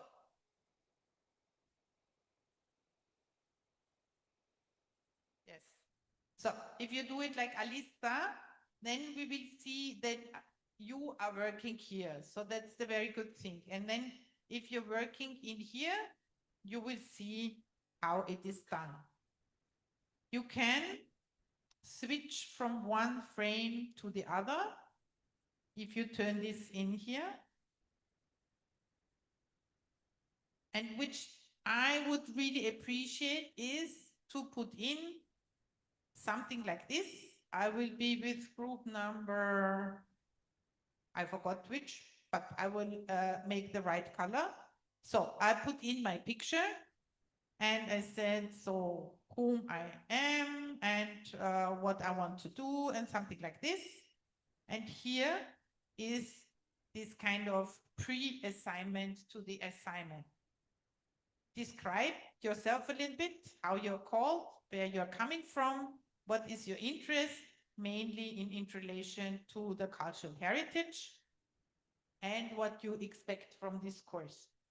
And it would be really nice because then everybody of you can go there and see who are my group members and what they are aiming to do in this course. Yeah, so it's really easy to put another sticky note here and then put in your picture and your description.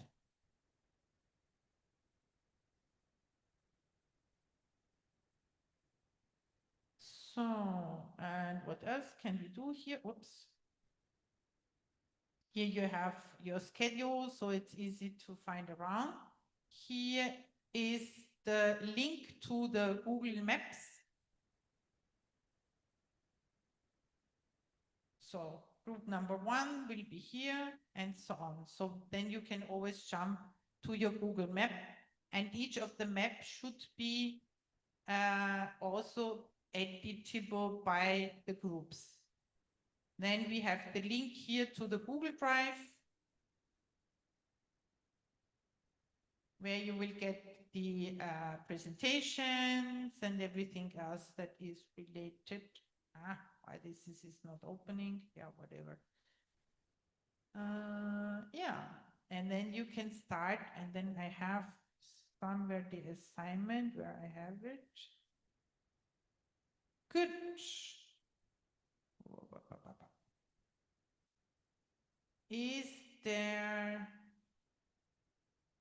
Is there a question?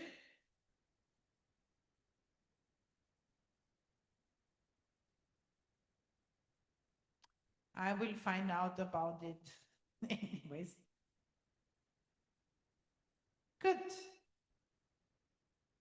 Because if there is no question, then I will leave it with this and we can start with the opening. Huh? I ask or please go ahead. Hello? Okay. Hello, thank you so much, Dr. Uri, for the very insightful sharing and then the quick presentation like regarding your assessment, your quick assessment for later on. So we'll now open the floor for the quick Q&A session from the students. So if you have any question, just raise your hand and I'll call you out. You may stand and I think we gonna give you guys a mic. Do mention your name before your question, and I hope there's any one of you guys want to ask regarding both of the lecture to Dr. Lim and also Dr. Uli.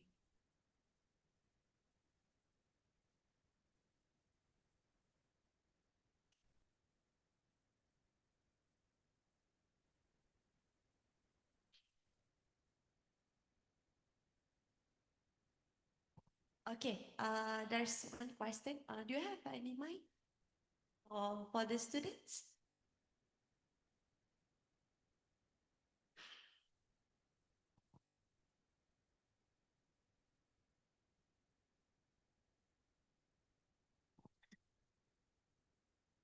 Sorry, at the back first.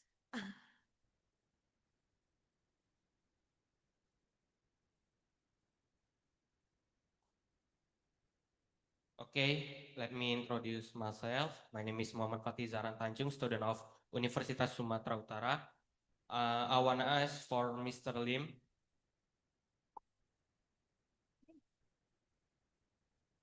I have two questions in here.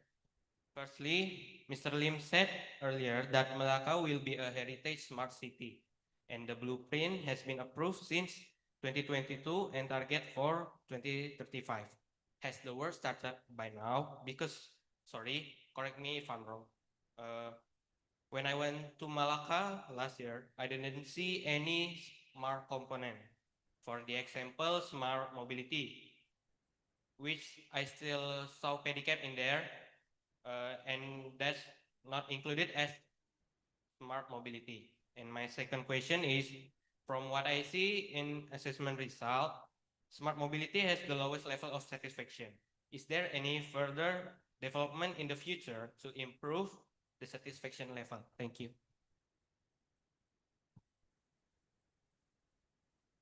Yeah, thank you.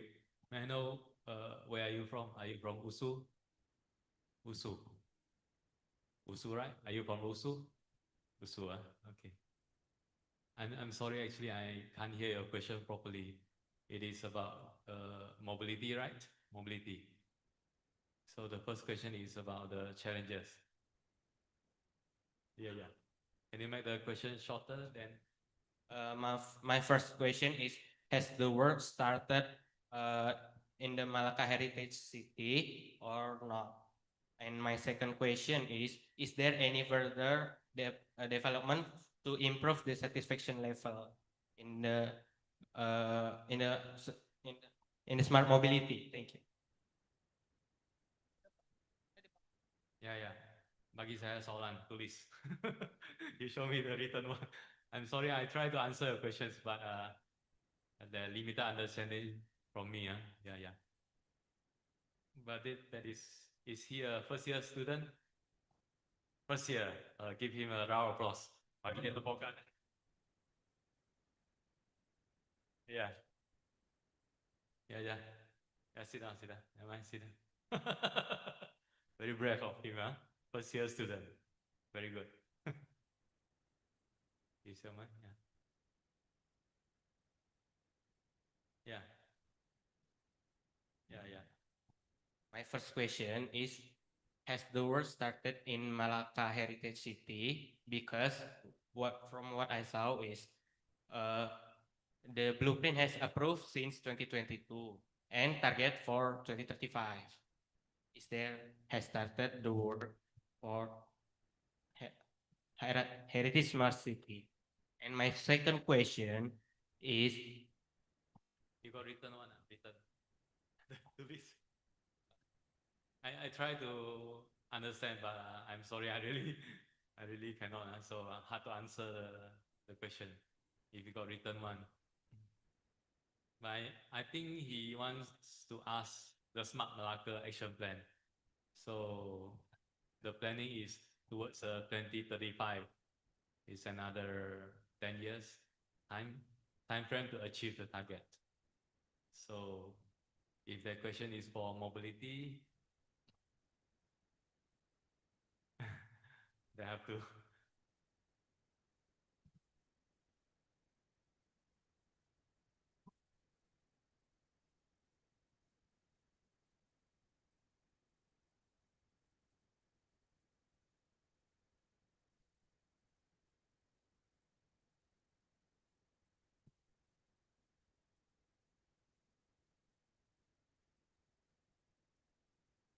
Mr. Lim, are you understand Indonesian or Malaysian maybe? Okay. Now I got the question. Yeah. In bahasa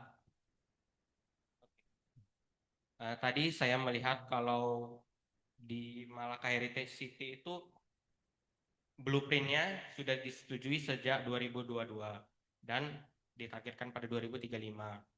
Nah, saya ingin bertanya apakah proyek tersebut sudah dimulai? Dan pertanyaan kedua saya,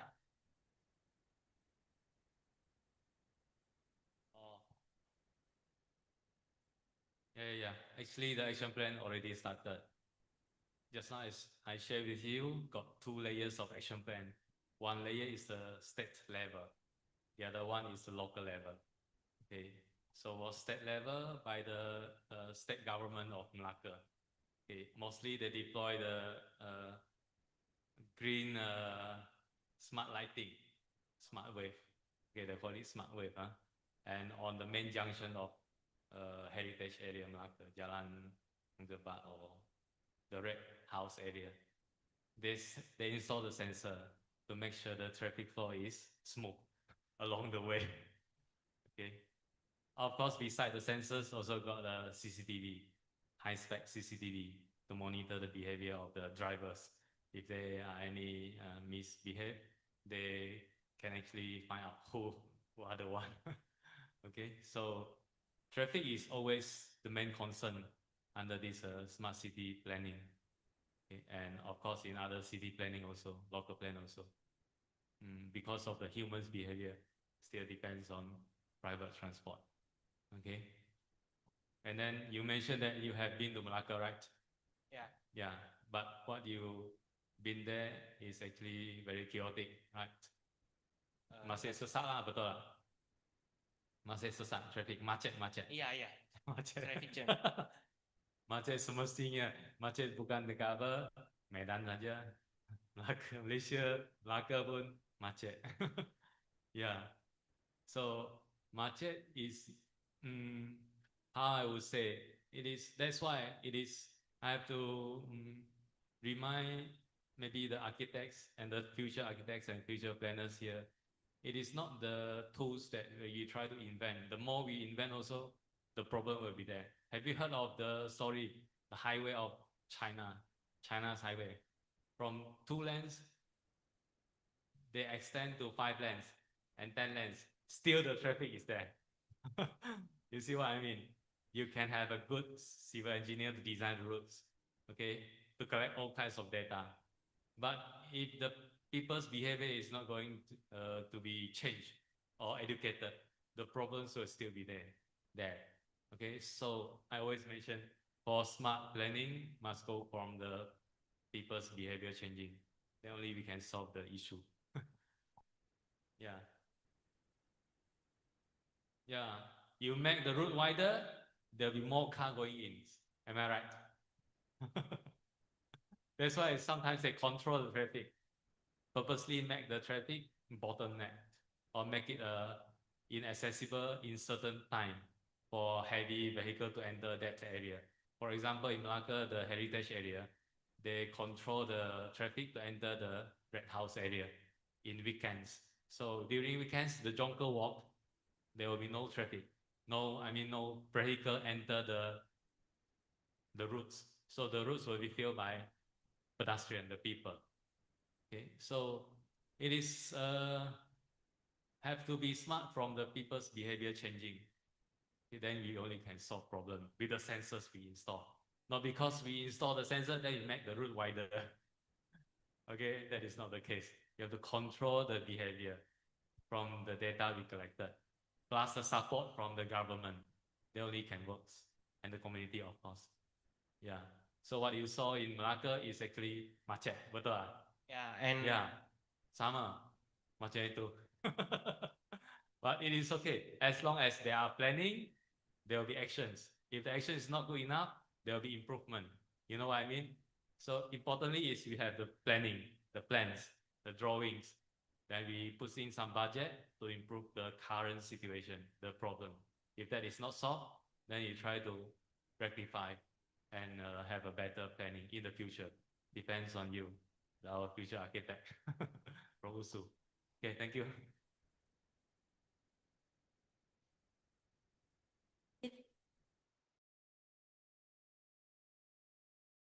To Dr. Lim, There is any other question from the floor or the students? Rahman. Can you pass the mic to him? Okay, thank you. Please introduce yourself first before you ask the question, okay? Hi, my name is Rahiman. I'm a student from UiTM Sri Iskandar, Perak, Malaysia. So my question is towards Dr. Lim. So the question is, based on the previous study, is there any potential risk of applying these smart technologies into the heritage cities? And how can they be mitigated?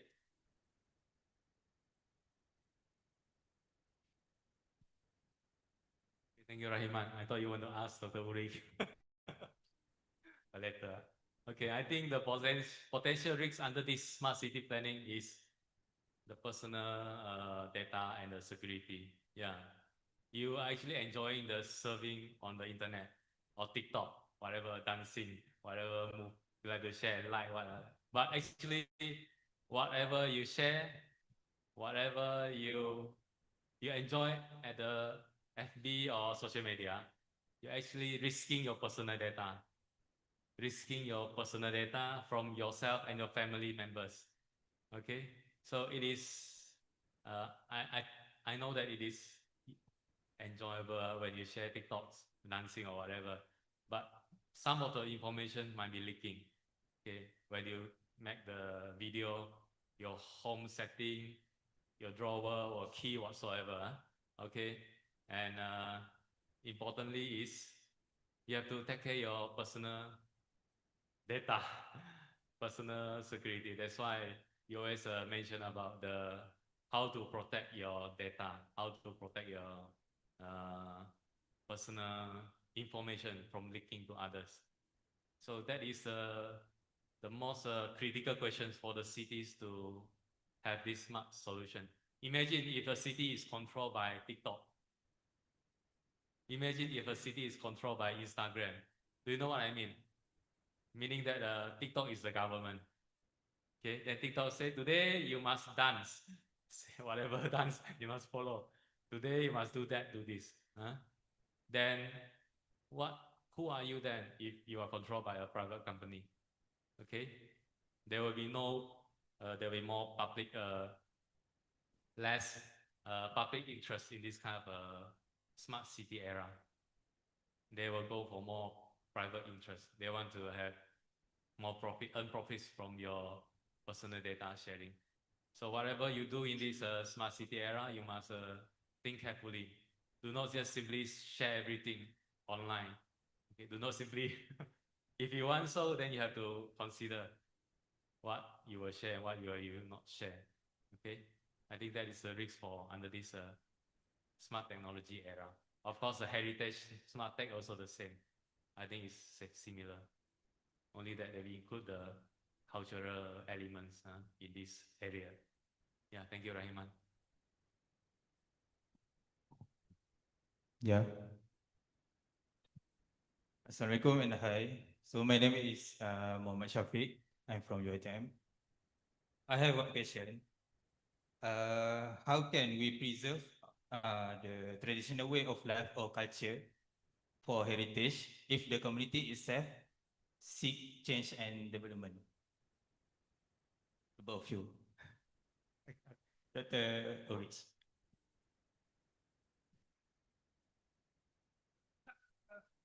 Okay, sorry, I got, it's really, the acoustics is horrible.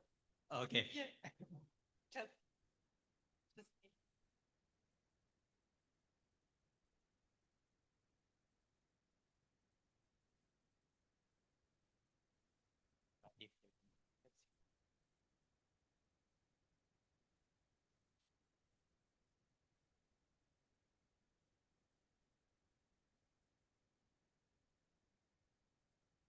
Okay, yes.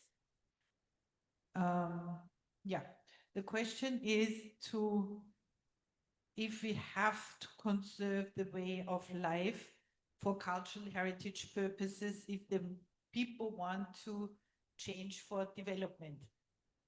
Yeah, it is not the way of life that we want to conserve, but the fabric that is a part of the collective memory. Yeah? So if we say, if, for example, again, I can talk about easily about Vienna, yeah, because that's on the safe ground. If you agree, yeah, as the people themselves to protect your cultural heritage, it is because it is important for the people. You can't overrule the people and say we want to protect the urban fabric of the historic center of Vienna. There are some people who say, who wants this old rubbish? We really want to have high-rise buildings. But the cultural heritage has a value, even an economic value, because people come to Vienna as a place of heritage.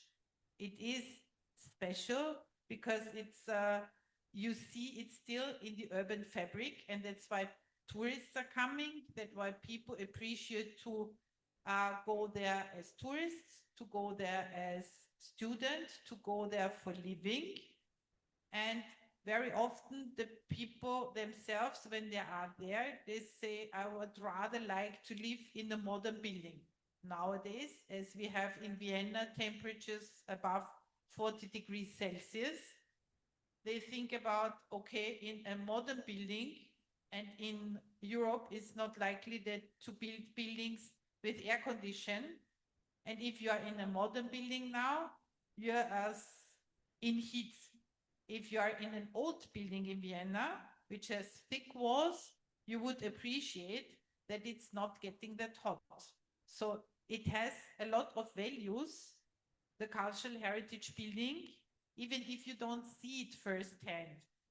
If you lose it, then you find out, oh, it was of value. That's very often the case. Yeah? So if something is erased and something else is built there, then people find out, it was of value. So it is a very complicated distinction between, do you want to go for development or not?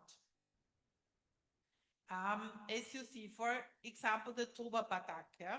Toba Batak people nowadays more and more use traditional buildings because they find out people are going there because of this cultural heritage, and the buildings have a value that is very special, and you can use it also nowadays.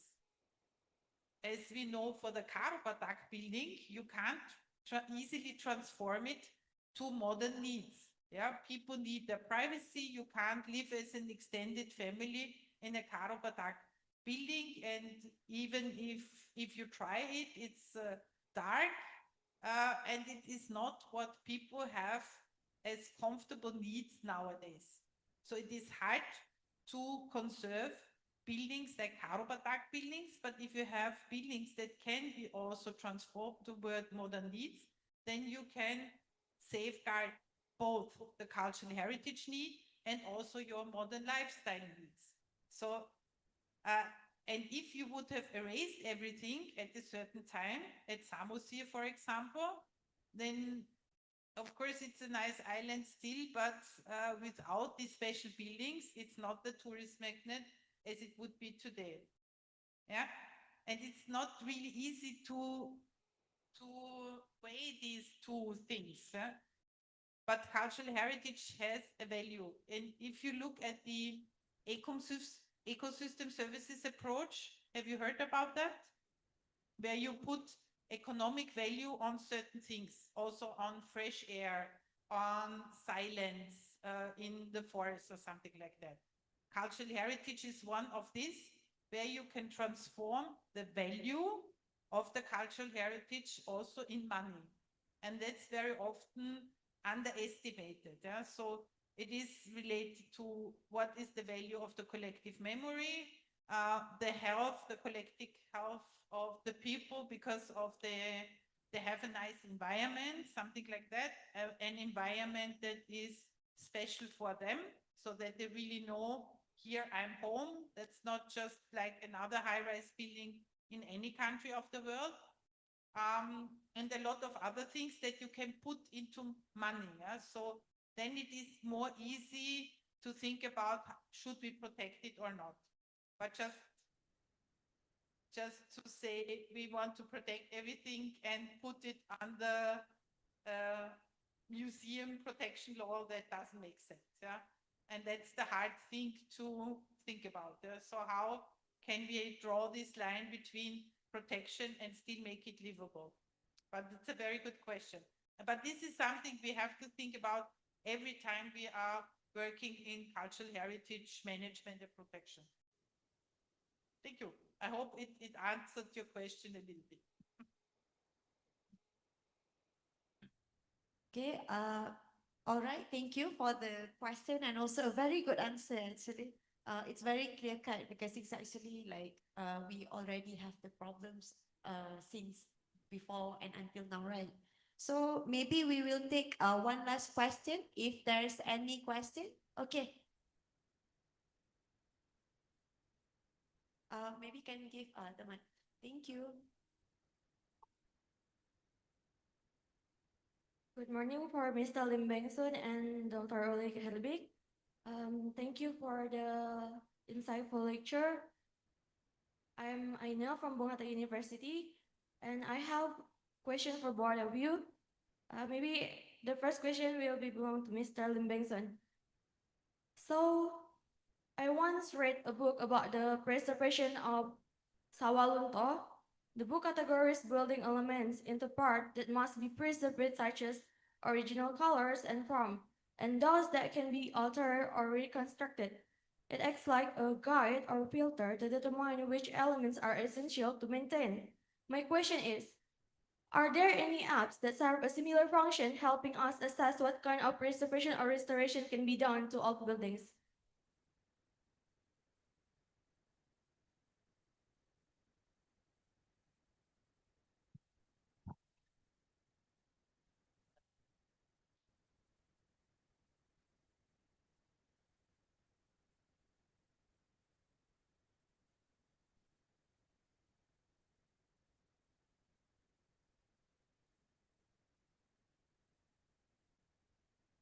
Are there any function like something?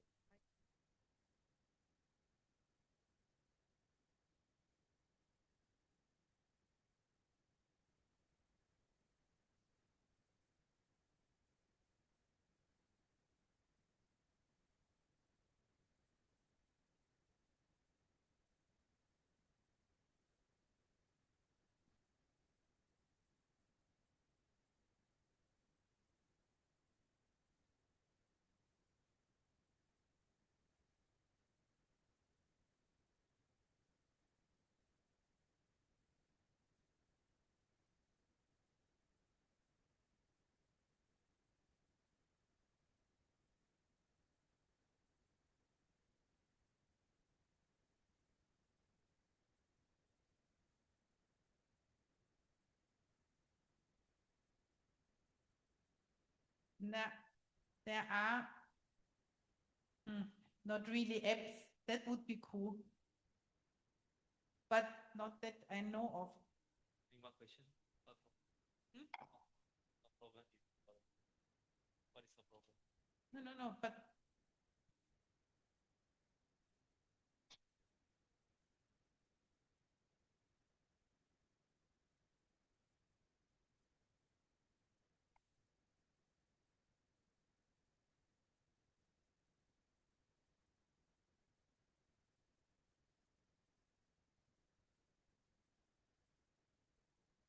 Yeah. I think this is a brilliant idea. From who? From USU also, huh? USU. Are you from USU? I'm from Bung Hatta University. Dengar. Bung Hatta University. And Buhata. Yeah. Okay. I think you have the heart, you have the feeling, to really solve the issue for Sawarunto Heritage Area. Yeah, I think that help. I'm not sure because probably having an app to solve the community issue is lacking. What I think, because mostly community are not aware of this kind of preservation or conservation. Yeah, so maybe you can create some ideas to connect the communities, to connect, voice out their opinions, okay, collecting their resources, their strength from the community. Then you try to collect the data from what kind of solutions that the community wants. Yeah, then only you can put in the platform or apps or website, and then connect that to the authority. There's an example in where Bandung kita. If you search the website Google, you try to search Bandung kita. Kalau tak salah saya Bandung Bandung Bandung kita. So their communities are quite active. They before the election, they try to collect the communities' complaints or problems or suggestions, and then they have a dialogues with the candidates to become the mayor, and then they try to voice out what they want, but must with proposal, meaning that you want to help to improve the Sawarunto's heritage area, to bring up some tourism activity, to improve the quality of living of the community. Then you have to do something. Mostly that is important and is lacking, and the authority is concerning less on this issue. So if you have that ideas, that would be good. That would be good for Sawarunto. Thank you.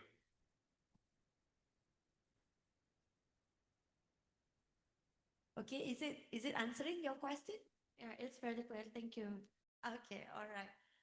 Thank you so much for a very great question. It's a really brilliant idea actually to have that idea. I think that's all from us, from both of the speakers, which is Dr. Lim and also Dr. Uli, from a very engaging session.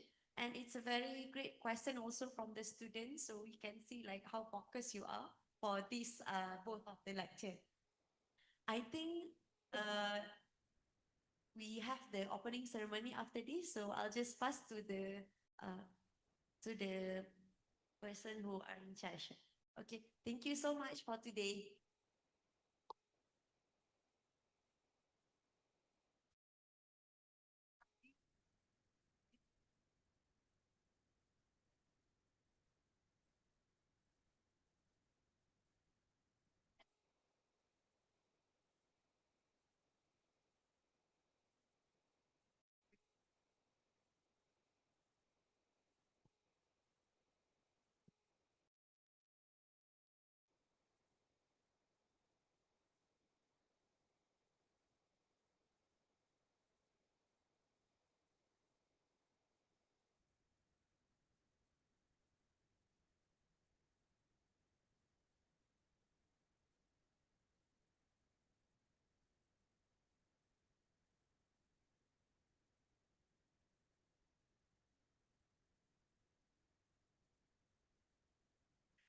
Okay, thank you, Dr. Uli, Dr. Lim Seng Boon, and Ms. Nur Aisyah binti Zulkifli for the great presentation and discussion.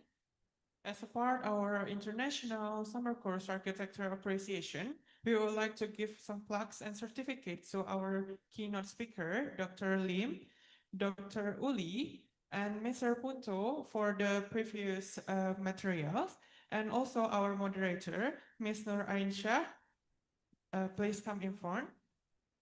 And we will also invite Dr. Isnan, Professor Hilma, Dr. Salmina, and Mr. Dolok Lubis to give the plaques and certificate to our speakers and moderators. Please welcome.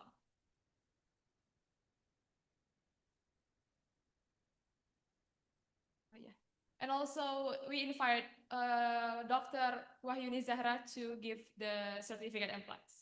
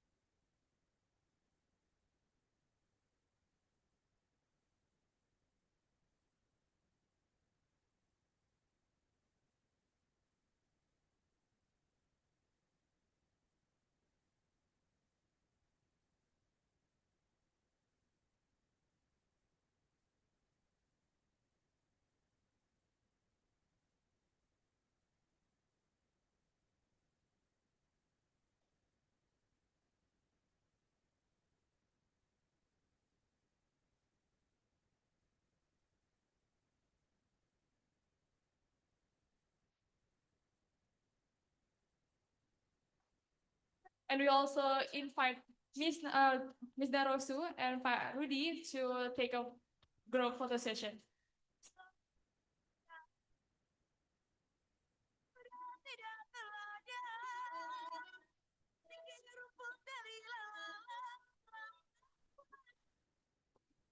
Also, Mr. Pepa to take a group photo session.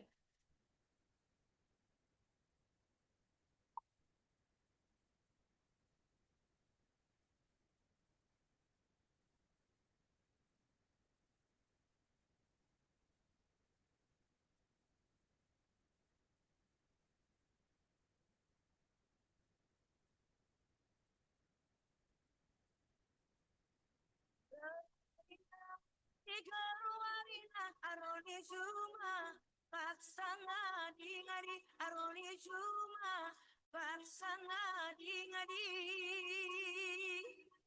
oturang singuda ora kelateku ngorulut tulu kelateku jadi ngorulut tulu kelateku jadi pamilik jalan ekor curang jalan-jalan Thank you to our lecturer, speakers, and our moderator. We'll now proceed with the post test for Heritage Smart City and continue to the post test for cultural mapping for 5 minutes. Please access the link. Thank you.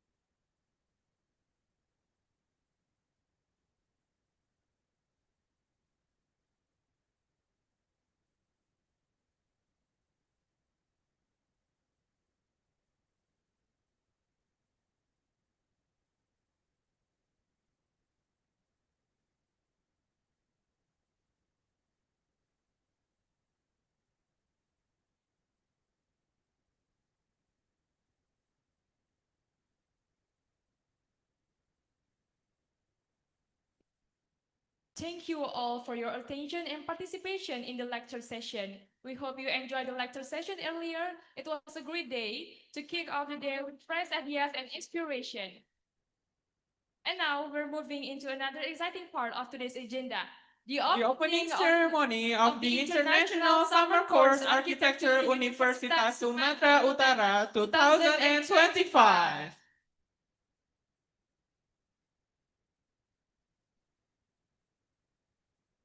We're so happy to finally welcome all of you, especially those who has just arrived here in the Medan from abroad. It's a pleasure to welcome you all to our city in North Sumatra. So now let's begin our opening ceremony by standing for the sing-along of Indonesia Raya, Indonesia Pustaka, and the hymn of University of Sumatera Utara. Please, for all the participants, be standing.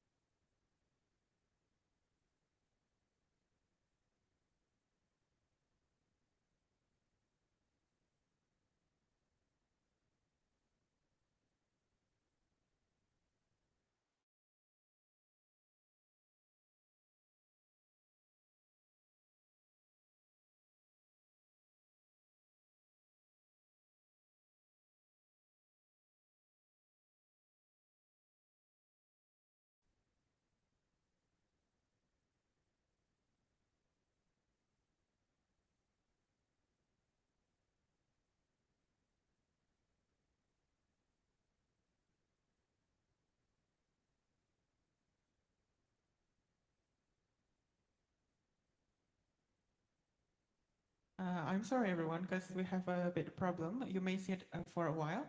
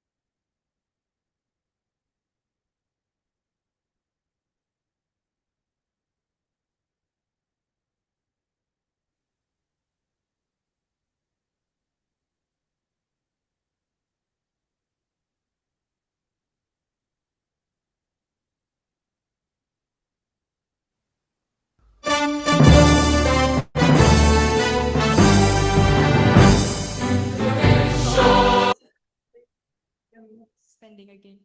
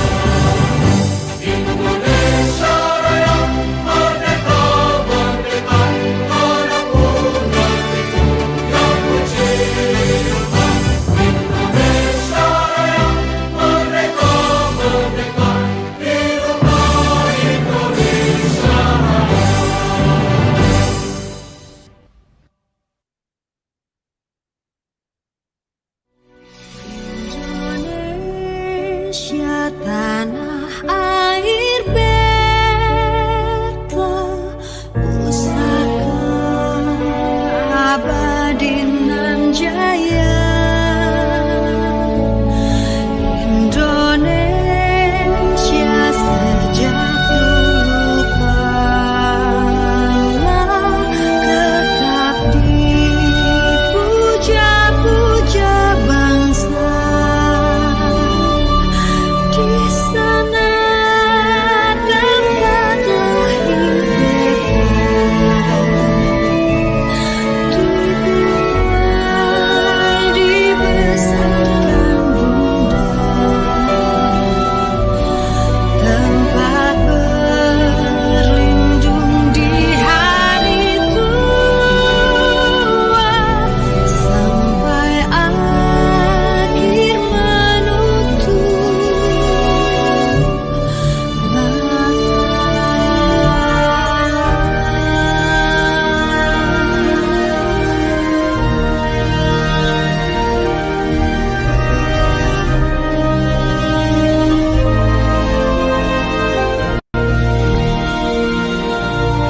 karya indah Tuhan Maha Kuasa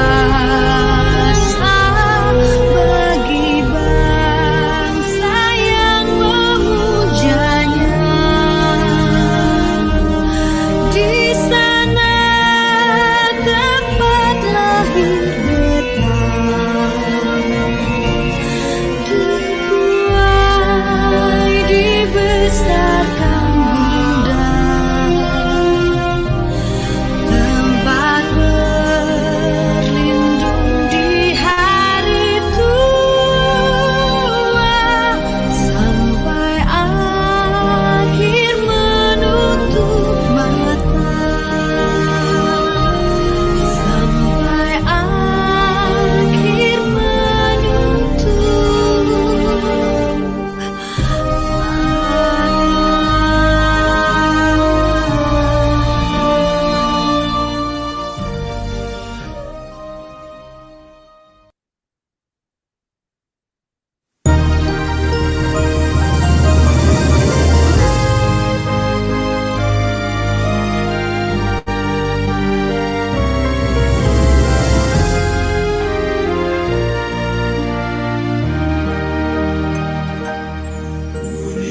Universitas Sumatera Utara, di sana tempat baktiku,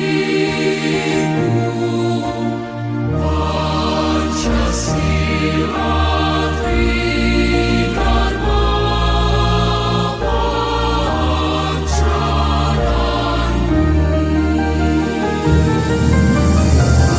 pandidikmu puteri harapan nusa dan bangsa.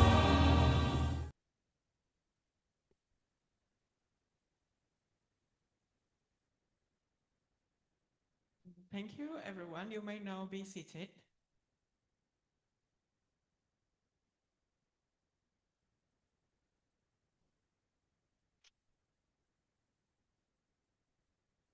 Next, we will continue with the prayer to bless this occasion that will led by Muhammad Fikri Lubis.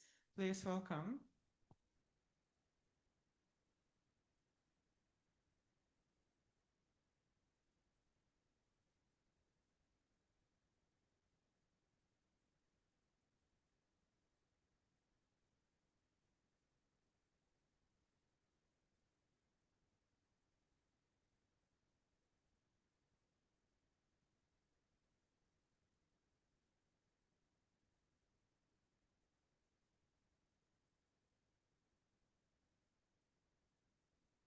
Bismillahirrahmanirrahim. Allahumma ya Rahman ya Rahim.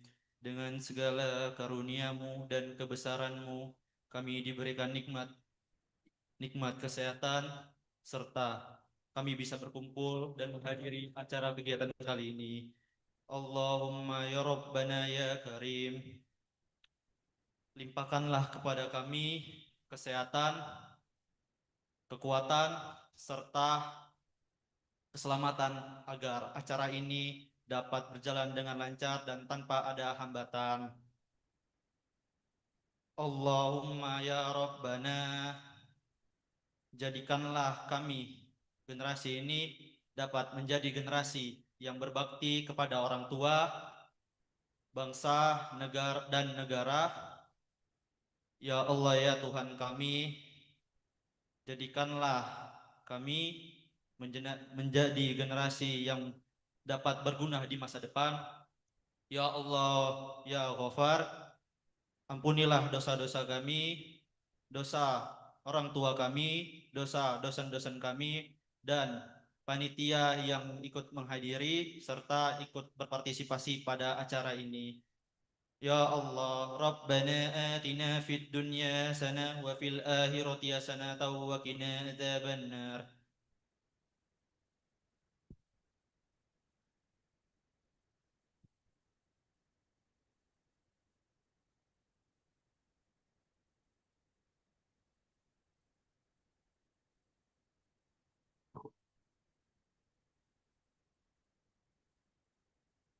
Thank you.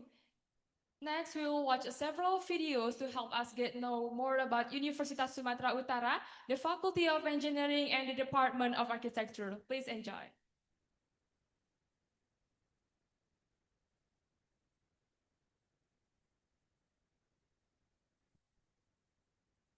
Introducing USU as one of the leading universities in Sumatra, Indonesia. USU has been part in the development of Indonesia. There are 16 faculties and 1 postgraduate school, started from the Faculty of Science and Technology to the Faculty of Humanities. The latest is the vocational faculty that was established as a hub center to excel human developments with highly competitive skills. USU is at the forefront of the implementation of three Dharma, which are providing education, advanced research, and community services. These are parts of our involvement in solving and addressing public matters, as well as contributing significantly in the national developments.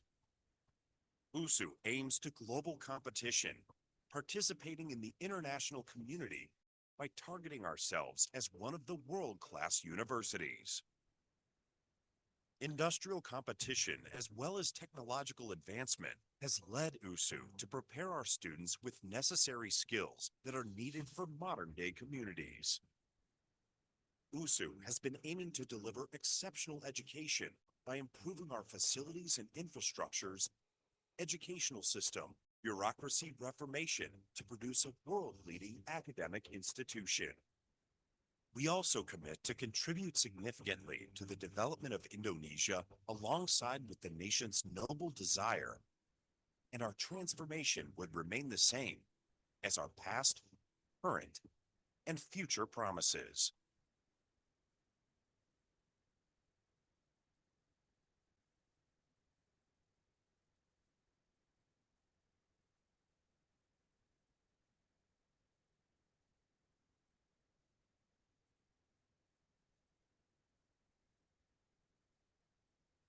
Bismillahirrahmanirrahim. Assalamualaikum warahmatullahi wabarakatuh.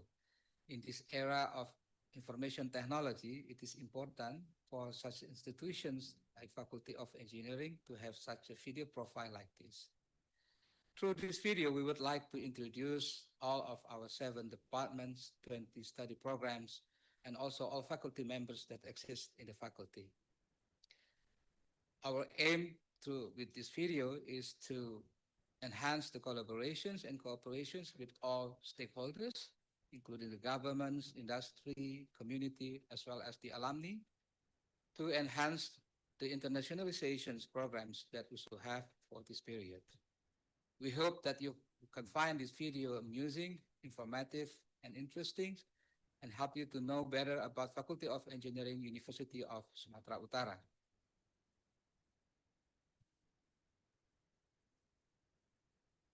The Faculty of Engineering, Universitas Sumatera Utara was established on September 1st, 1959. There are 7 departments. There are Department of Civil Engineering, Mechanical Engineering, Electrical Engineering, Industrial Engineering, chemical engineering, architecture, and environmental engineering.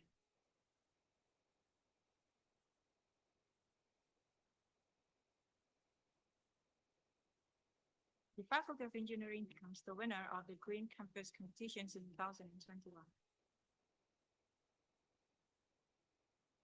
Civil engineering has 4 sub-disciplines, which are geotechnical transport engineering, structural engineering, water resources engineering, construction management, and engineering.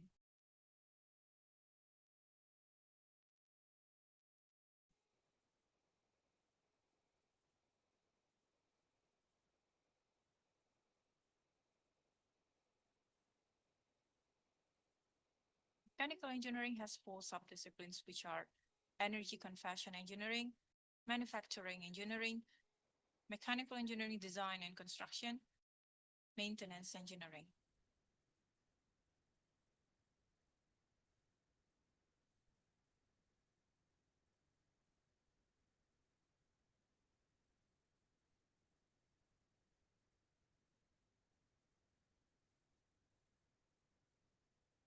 Electrical engineering has 3 sub-disciplines consisting of electrical energy engineering, telecommunications engineering, and computer engineering.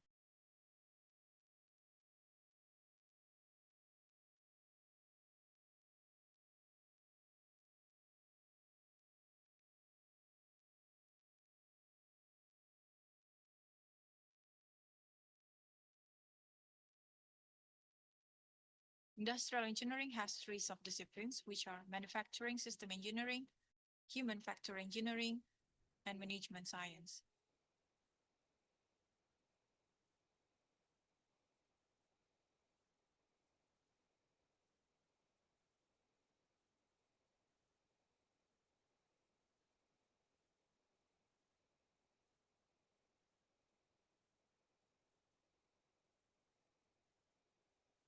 Chemical engineering has 5 sub-disciplines, which are renewable energy, material biomass process, membrane technology, and remediation.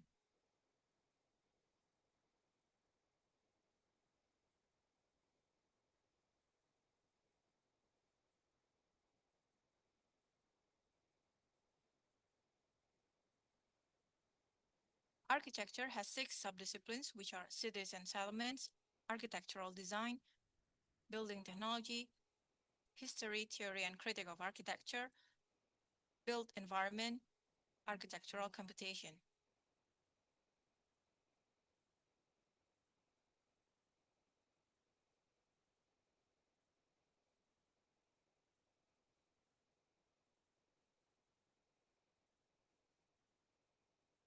Environmental engineering has 5 sub-disciplines, which are clean water, wastewater, solid waste, air pollution, and environmental management.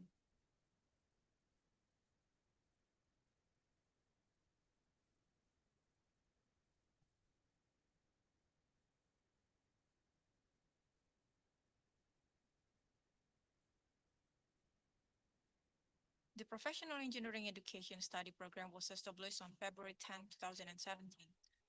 This program has currently produced 185 graduates. It has 2 programs, which are based on past learning recognition and regular class program.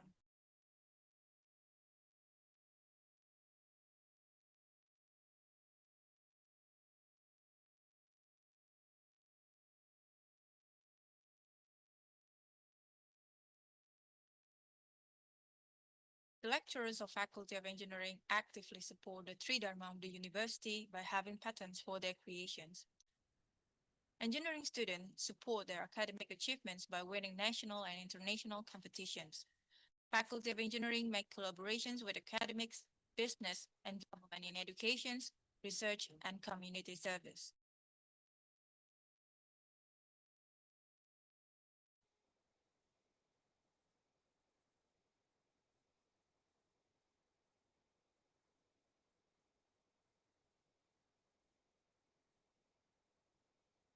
USU, transformation towards the ultimate.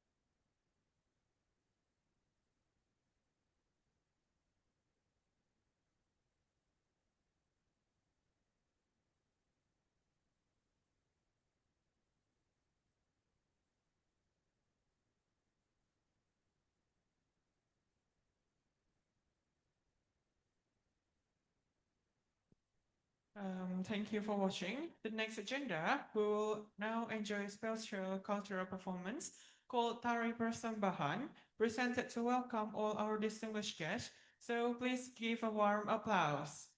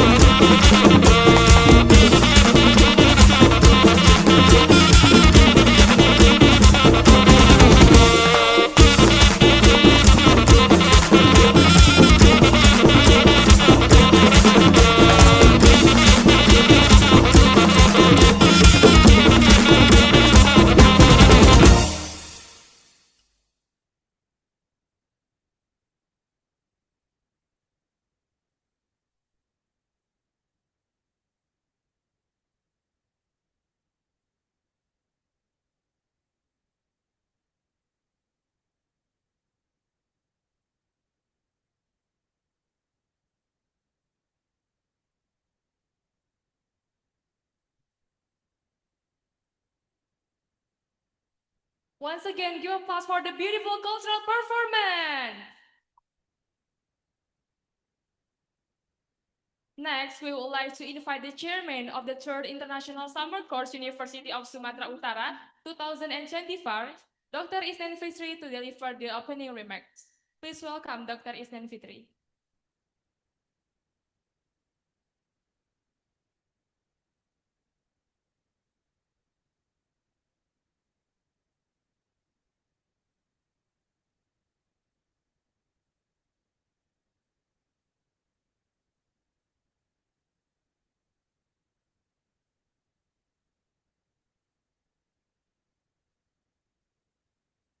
And Rehan.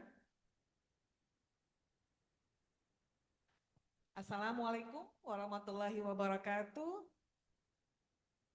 Peace be upon you and of Allah. Good morning to all of you, ladies and gentlemen, distinguished committee members and all respected participants. Praise be to God. And the offline opening of the third ISCA 2025 will soon be held today by the head of USU Summer Course, Professor Rudy Sofian. We pray and hope that the third ISCA 2025 will run smoothly and successfully until the end. Amin, ya Rabbil Alamin. First of all, I would like to express my gratitude and respect to Professor Rudy Sofian, head of the USU Summer Course, who has been present among us. And my respect also goes to the head of USU Department of Architecture, Dr. Wahyuni Zahra, and my respects to the lecturers, all participants, and my beloved students.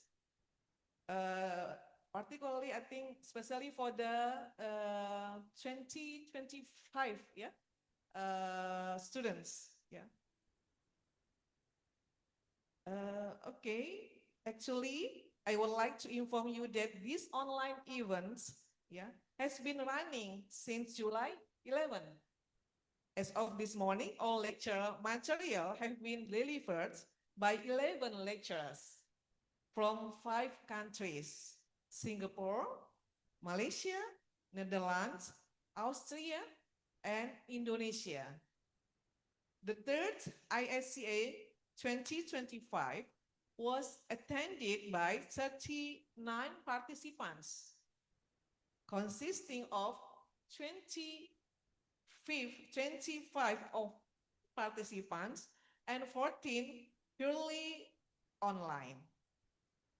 They are all from 3 countries: Thailand, Malaysia, and Indonesia itself. They are from University of Technology Mara, Perak branch. Please stand up. Thank you for your participation. And next, from Tela University, Malaysia.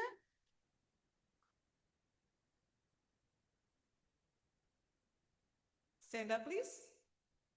Ready? Okay, thank you for your participation.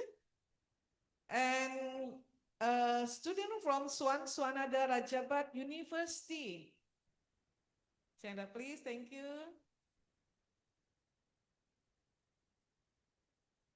And one student from Bung Hatta University, Miss Aina. Okay, thank you. Bung Hatta is located in West Sumatra province, neighbor of Sumatra Utara. And other from University of Sumatra Utara, Universitas Sumatra Utara, they are from 2 department, historical department and architectural department. Okay, So all come from various backgrounds that already inform you that architecture, urban planning, and interior design and history. We also thank and highly appreciate the willingness of several lecturers and moderators who came to Medan. Dr. Uli Herbig from, please stand up, Dr. Uli, yeah, from University Technology of Vienna, and moderators and also speakers from University Technology Mara, Malaysia, Dr. Lim Sembun and Dr. Ainsa, and Mr. Punto Wijayanto from Trisakti University at the backside. So after lunch, all participants accompanied by the mentors or lecturers, yeah, will head to the Kesawan Historic District to conduct observation, interview, and record all the attributes they encountered at the fieldwork. So this fieldwork will be last 2 days, yeah, and then only July 18, they will present their assignments, their finding, including the cultural potential, problem, desire of the community they interviewed, including the recommendation for improvement and safeguarding in the historic district in Kesawan. So the third ISCA 2025 will conclude with a field trip to Tangkahan, one of natural heritage site in North Sumatra province. So we hope all participants will enjoy the events and share the knowledge of HUL, historic urban landscape, with their respective university. We apologize for any shortcoming during our serve, yes, when you stay in Medan, and please bring back interesting story about Medan to your beautiful countries. Last but not least, thank you and appreciation to my lovely team, yeah, Vira, Mr. Muhammad Dolok Lubis, and Dr. Salminawati at the bedside, Professor Hilma Tamiami, yeah, and Miss Narosu Siregar as moderator, yeah, and also the committee Wela, Raufi, Valia, Ruth, Aurelia, Putra, Khaira, Raihan, Rafael, and Nafis, who have worked and supported the third summer course 2025. Without your contribution, this event would not have been a success. Thank you again. I close my speech. Please recite every verse with word chaka. Okay? Brick by brick, the past remain. In Kesawan charm, old voice ring. Through every part and weathered lands lies wisdom deep in everything. See you again in the next feature. Wassalamualaikum warahmatullahi wabarakatuh.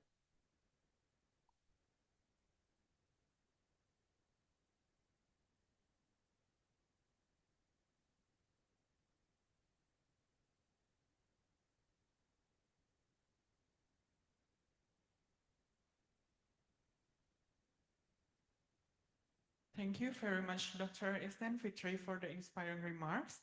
Now we invite the head of the Department Architecture Universitas Sumatera Utara, Dr. Wahyuni Zahra, STMSC, to deliver the opening remarks. Please welcome Dr. Wahyuni Zahra.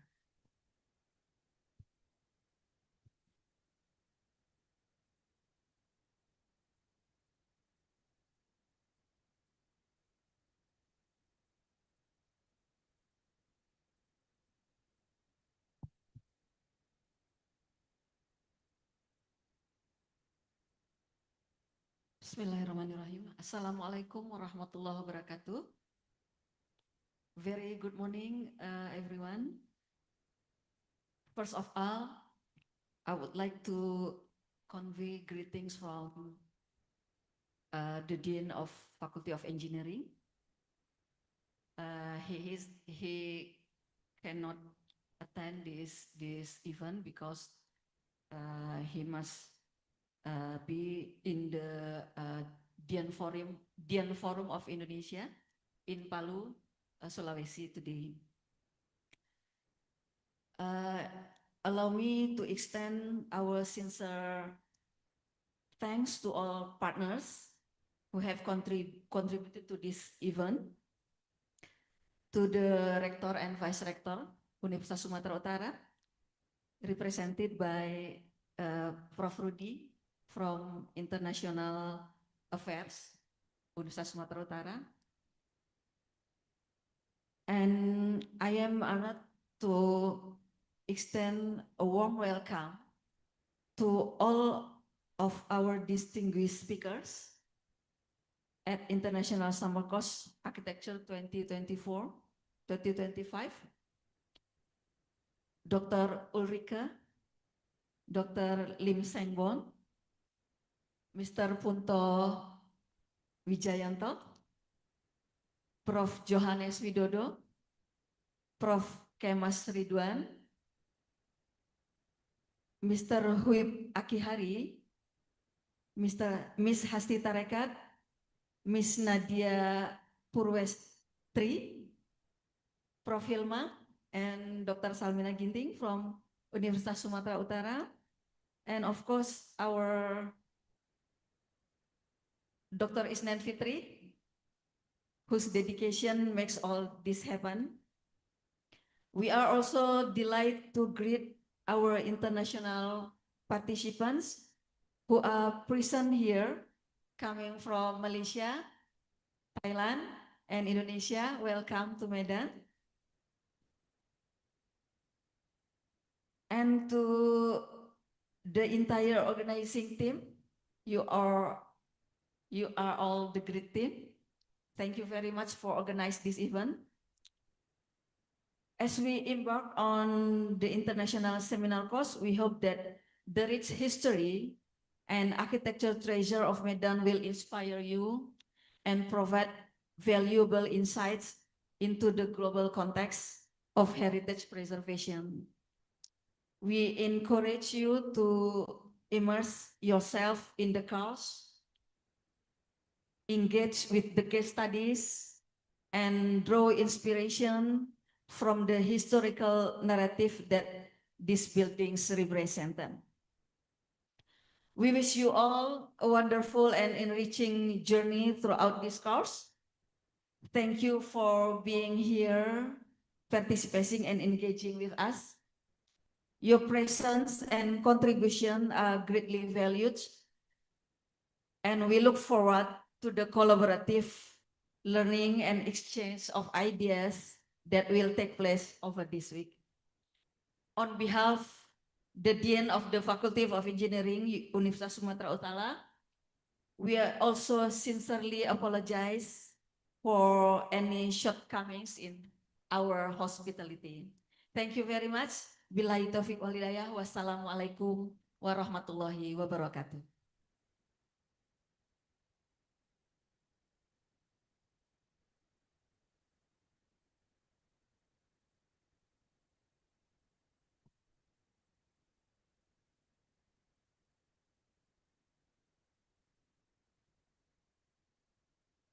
Thank you, Dr. Wahyuni Zara, STMSC, for the opening remarks. Next, we invite Mr. Suhardi Hartono from iCommerce Indonesia to deliver the opening remarks. Please welcome Dr. Suhardi Hartono from the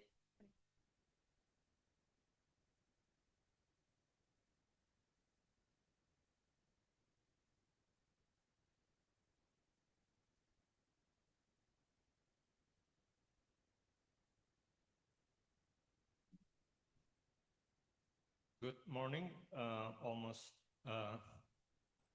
should say good day. to all my dear colleagues and distinguished faculty members. I have many good friends here, Pak Dolok, Bu Isnan, and Bu Dwira and Uli, and Pak Lim. Welcome you all. It's my pleasure here to stand before you to deliver some opening remarks. As you know, e-commerce Indonesia is also part of this wonderful initiative. We have been supporting the idea of involving young scholars, especially young talents, in the field of heritage conservation. I know many of you coming from perhaps different universities and even different countries. I noticed there are many students, participants coming from Malaysia even, and other regional countries in Southeast Asia, and we have a privilege of having our distinguished resource person, Uri, even far away from Austria and from e-commerce Austria. And so it's with great honor that I welcome you all. I think this is a very important workshop which has been conducted in the past 3 years. And as I've always told many colleagues from other parts of Indonesia and abroad, that Medan has gone tremendous changes in these last 4 years. And many of the faculty members of North Sumatra University are active part of this transformation, either through their academic research or the involvement in the heritage organization called Sumatra Heritage Trust, or through other initiatives. And this topic of how to conduct historic urban landscape in researching and identifying the potential of heritage, or especially urban heritage conservation, in the wake of huge urban pressures in the city center, in the historic city center of Medan, is very timely.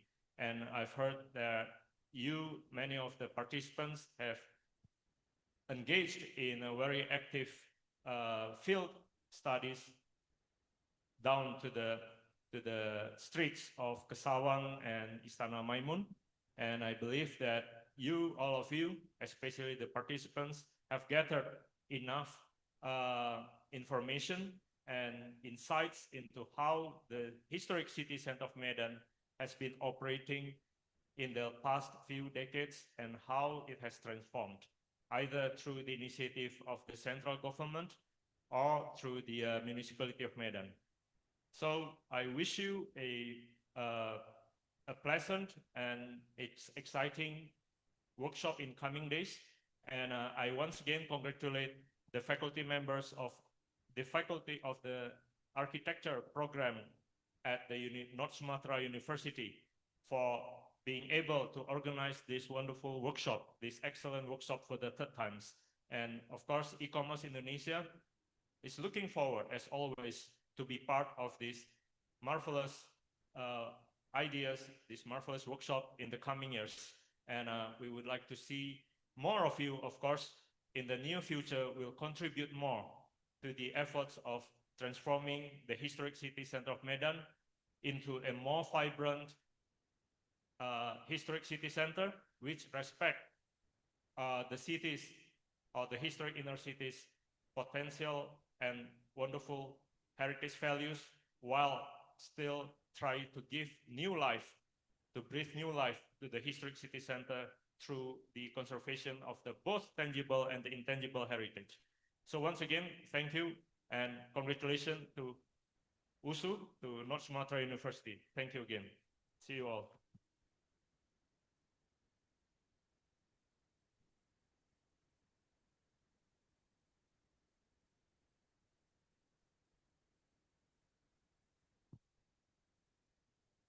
Thank you, Mr. Suhadi Hartono. And lastly, we invite the head of the International Affairs Office, Professor Dr. Rudy Sofian, SSM Hub, to deliver the opening remarks. Please welcome Professor Dr. Rudy Sofian, SSM Hub.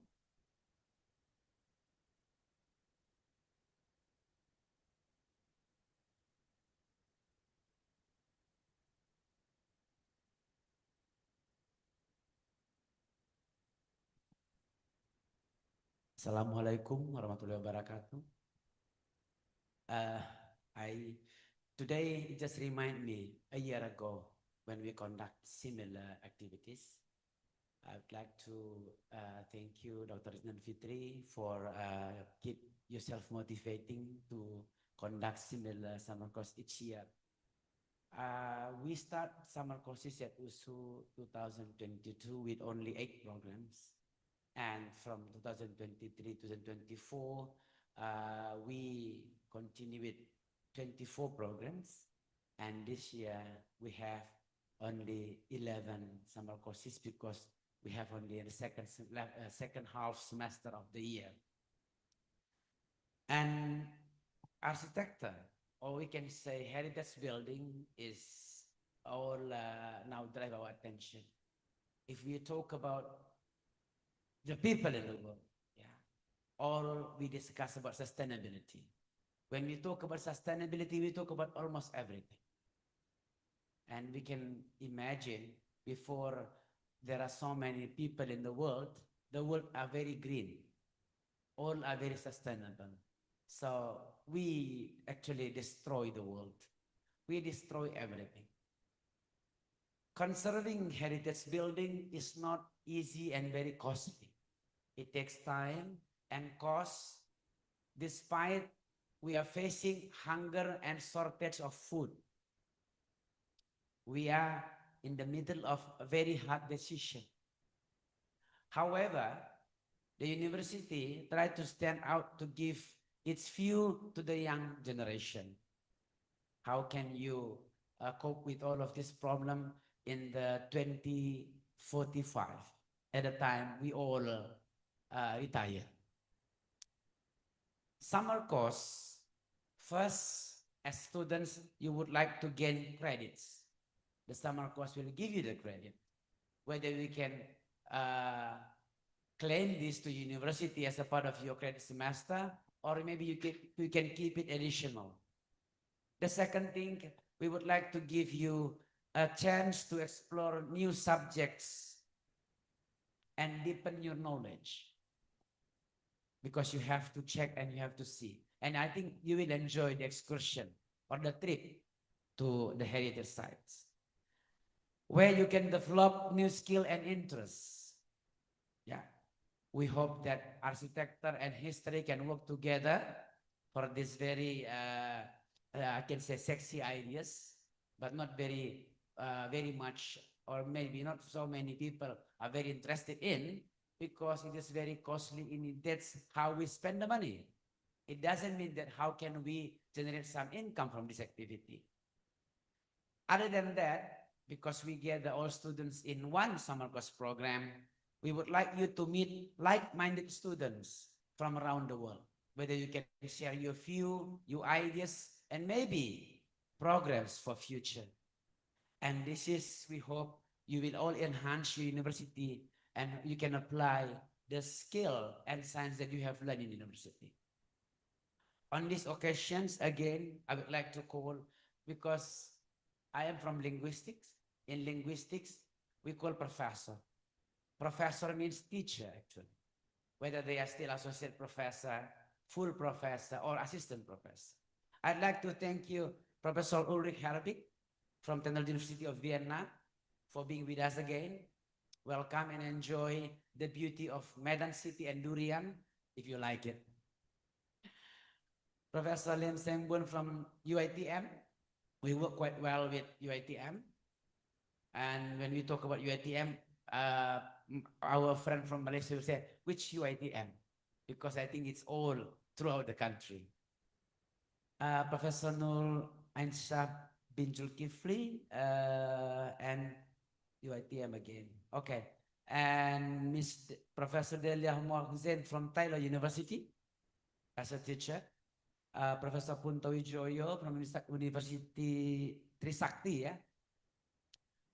Professor Pipat Saksiri Kasemul, very sorry if I mispronounce your name, from Sunandara Jabat University, for being with us today.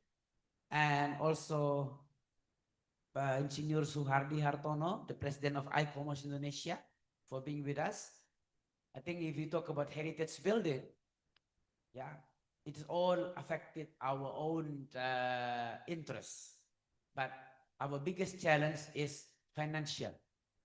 Yeah, a financial of how much we put money on heritage building. And I hope this summer course will bring few or insights or breakthrough to the people mindset of how can we serve all of this building with very limited funding due to the efficiency that we all talk about in the world now, not only Indonesia, in the world. Okay, on behalf of Universitas Sumatera Utara, I am from International Affairs Office. I would like to open this summer course officially. I think this is the second opening after you have started your online courses few days ago, yeah, Bu Isnan, yeah. And while you are here, explore the most, enjoy the best, and leave only footprints. Most of our environment and building are destroyed because of the garbage and human being. If you see many heritage building, people or the kids visiting the place, they bring the paint, they pin their name and the girlfriend on the wall, and it is very costly to remove them. That's how they symbolize their love in our heritage building. You can see that a lot. Other than that, I think Universitas Sumatera Utara will keep continuing doing the summer courses. I would like you to share with your other friend to join our other summer courses.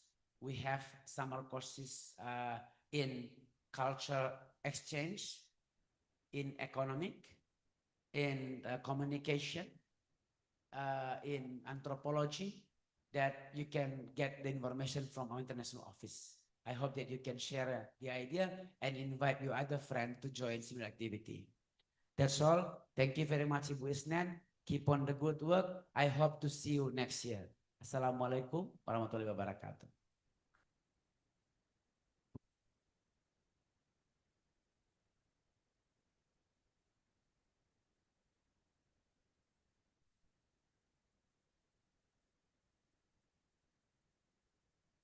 Thank you, Professor Di Sofian, for your thoughtful message. Next, we will watch a learning video titled Kesawan, which showcases the cultural richness of Medan. Please pay attention and enjoy the video.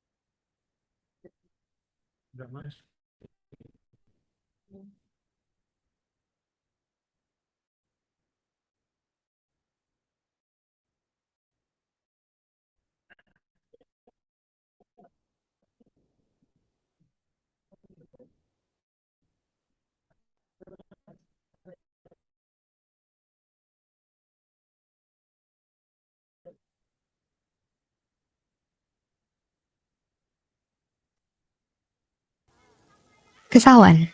Kesawan is the heart of Medan. The nickname is not an exaggeration considering that the Dutch colonial government itself placed the city's zero point within this area. The Nienhuisfontein, built around 1915 AD in front of Medan's great post office, was the zero point. Although the fountain has now disappeared, another fountain stands just above the footprint of the Nienhuisfontein. As the heart of the city, what is interesting about Kesawan is the built heritage property in the area, which amounts to more than 200 buildings, although the conditions were largely unmaintained. That number makes this area the area with the most historical building heritage in Medan City.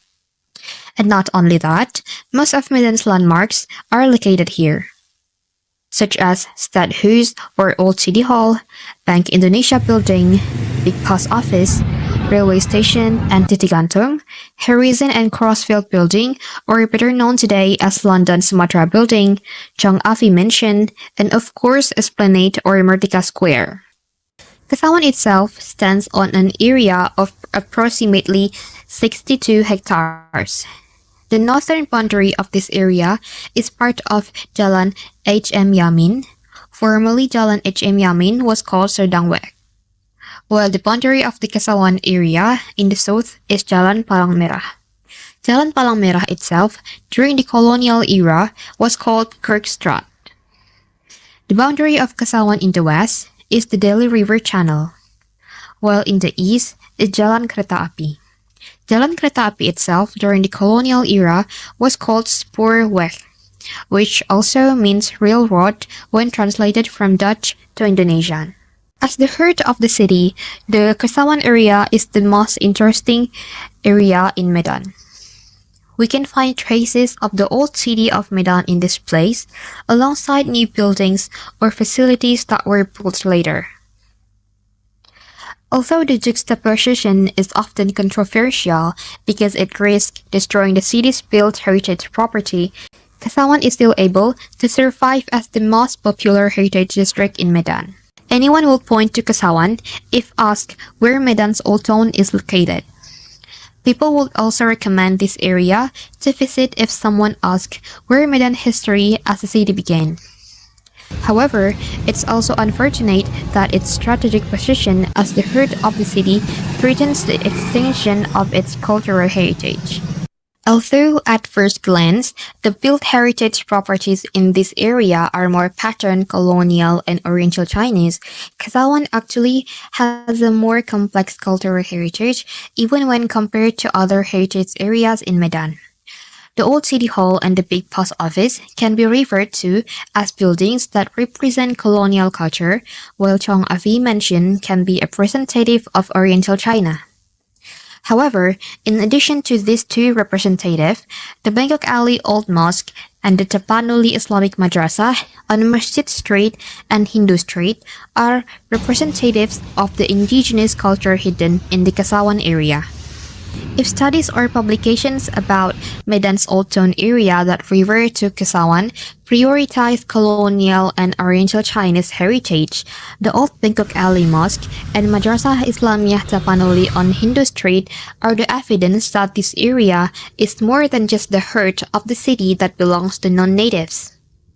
The Old Bangkok Alley Mosque, which is considered by many to represent Oriental culture simply because it has a Chinese architectural style, is basically more local culture with a bit of Oriental flavor. The presence of the old mosque and Madrasah Islamiyah Tapanuli, which are actually located next to each other, is a pair that forms a cultural space that fits between religious institutions and the form of mosque and religion-based educational institutions. The existence of these two heritage also indicates a long-standing native presence in the Kesawan area. Both buildings have at least existed since before 1930, although most likely not in their current form. At least, Medan is still lucky to have these two marginalized heritage.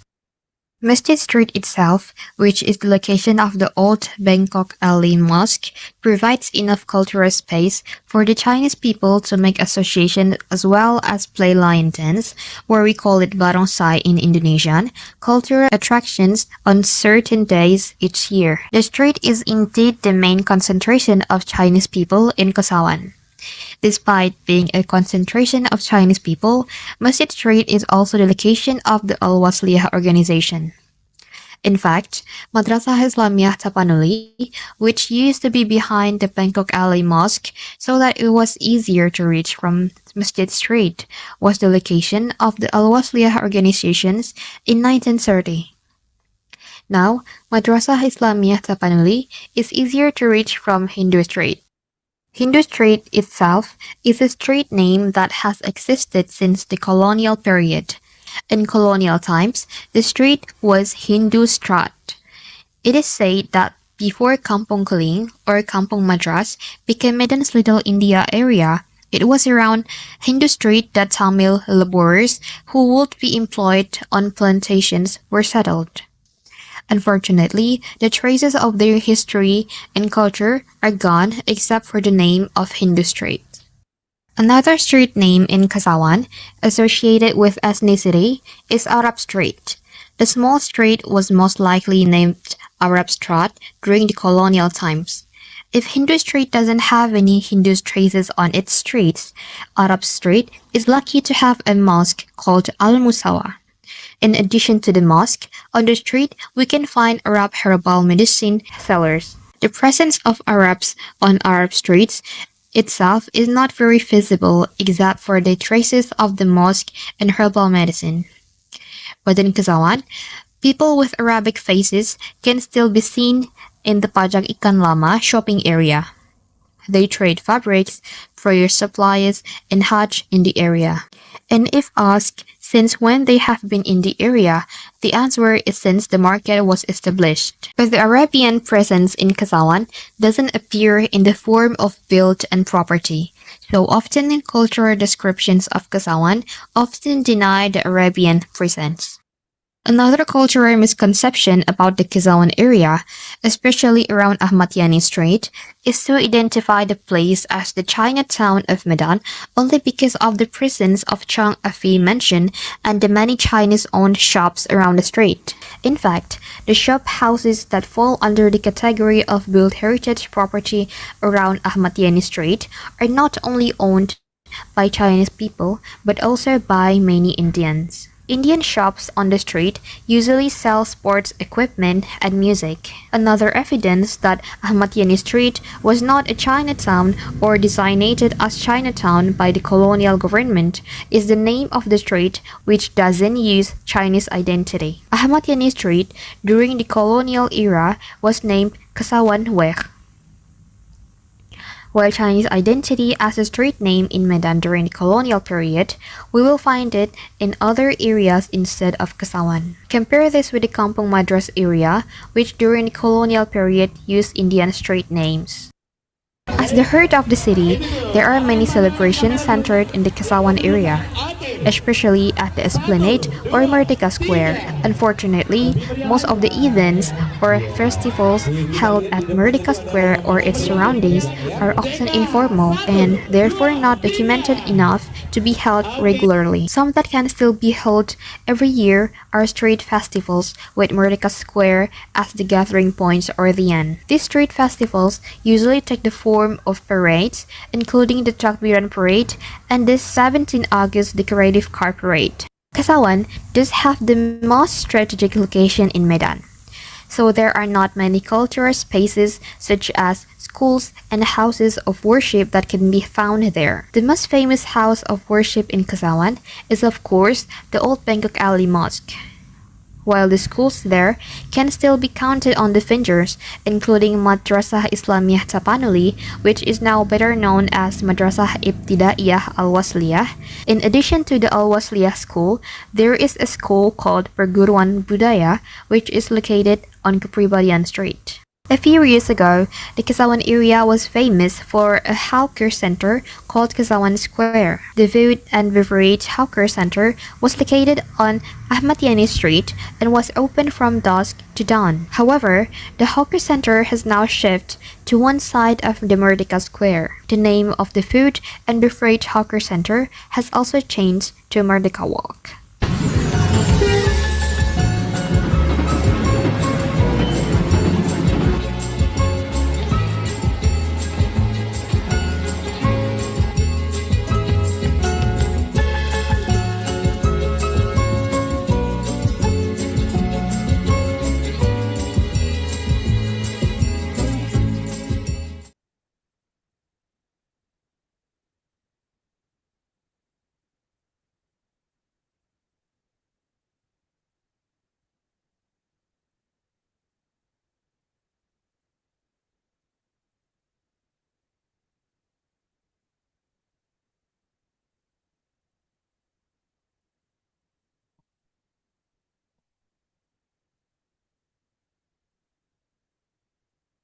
Thank you for your attention. The next session, we will do the documentation group session. Before we take a group documentation, we invite Dr. Lim because he wants to give a special present to Dr. Isnan Fitri. So please welcome Dr. Lim and Dr. Isnan Fitri.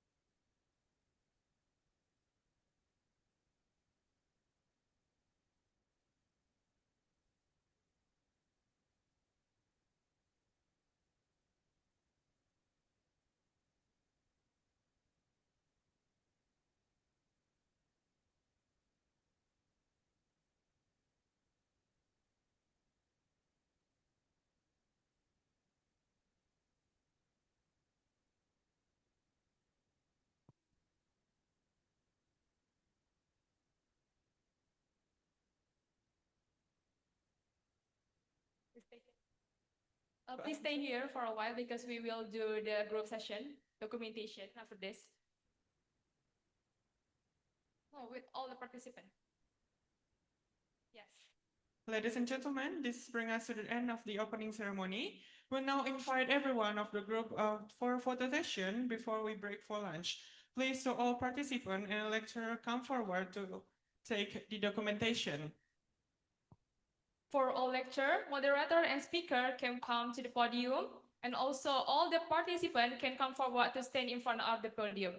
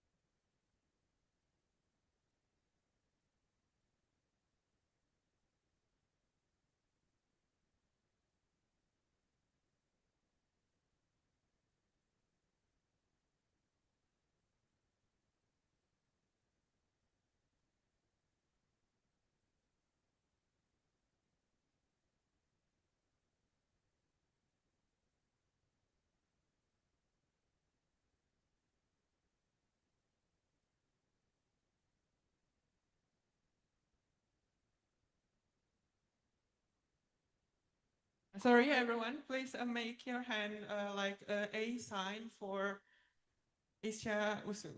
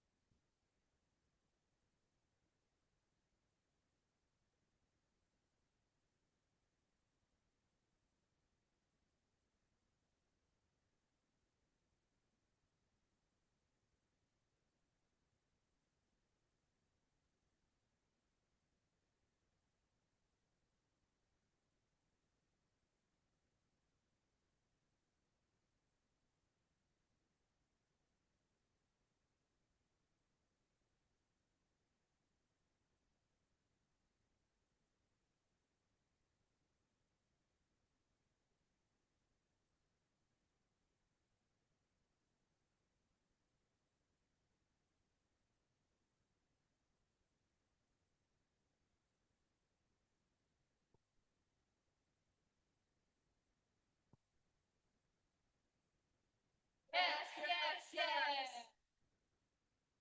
Jaya. Selamat arsitektur.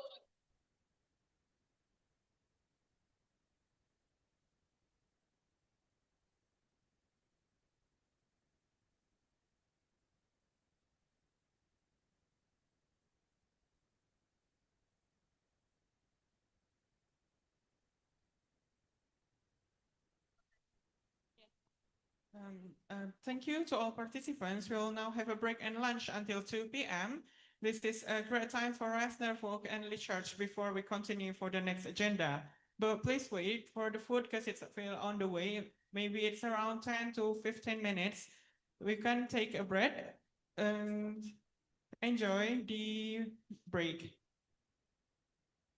Please make sure to gather back here by 2 p.m.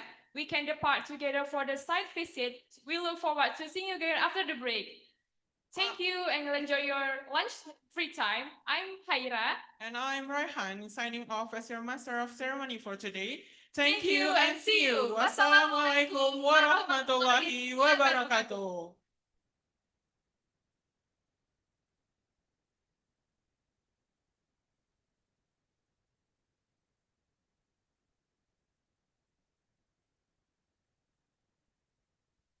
Pemberitahuan untuk angkatan 2025 untuk menuju ke Departemen Arsitektur bersama Pak Dolo.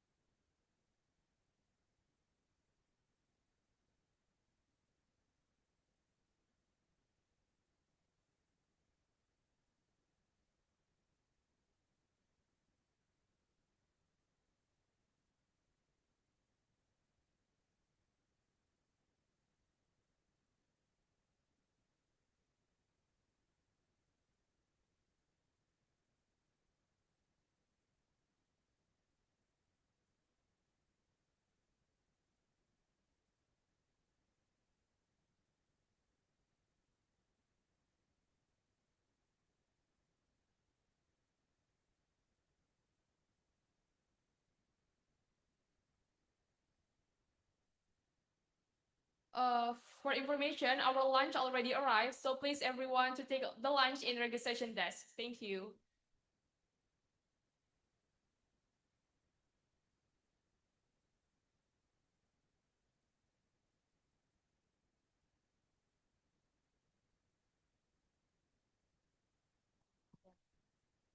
Okay, sorry for all of the participants.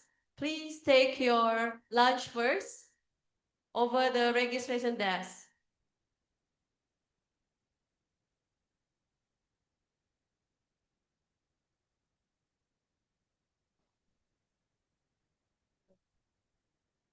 Yeah. Please, for our offline participants from UITM, Taylor, Suwan Sunanda, Usu, take your lunch on the registration desk first.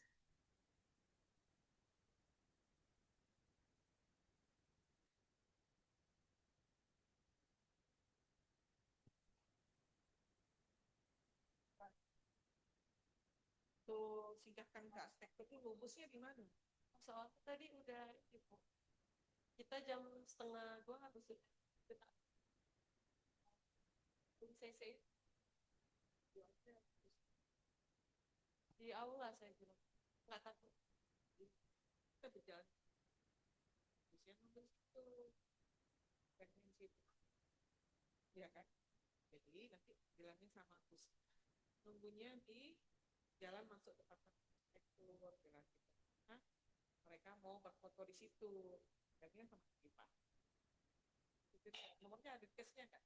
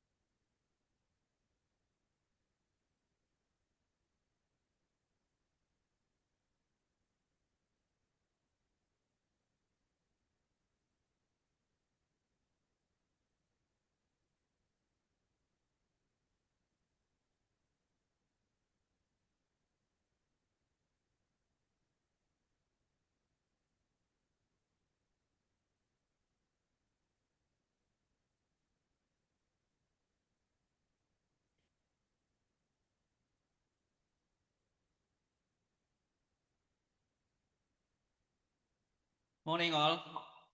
Morning. So for the offline participants, how many minutes you need to finish your lunch?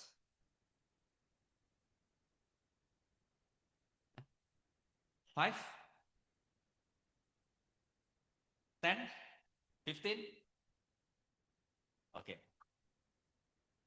So in the next 15 minutes, we will start again with the briefing before the workshop. And please pay attention for this group division. There are 3 groups. Which one is from group 1? Please raise your hand. Group 1. 1, 2. Only 4.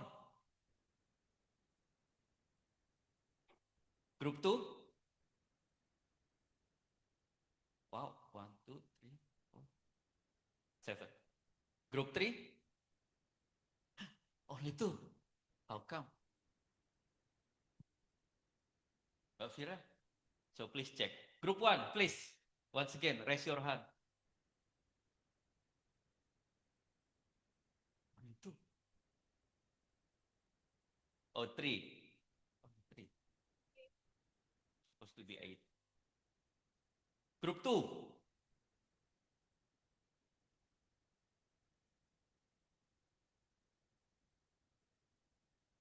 And group 3.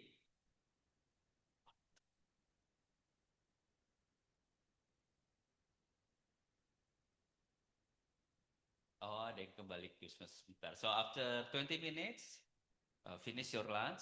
Please, you sit with your friends from your group, ya.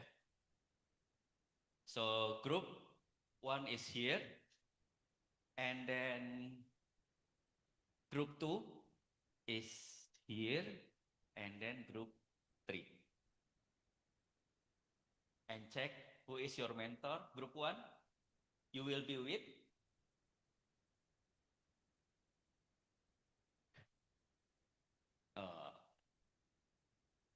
group 2 with me, and group 3 will be with Dr. Lee. Okay, so and enjoy your lunch.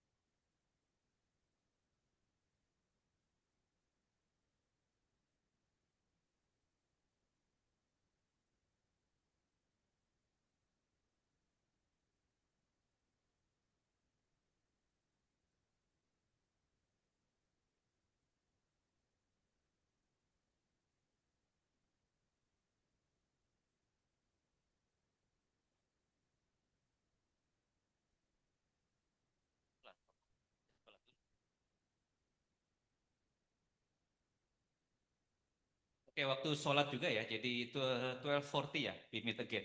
So any of you wants to do your prayer, please do.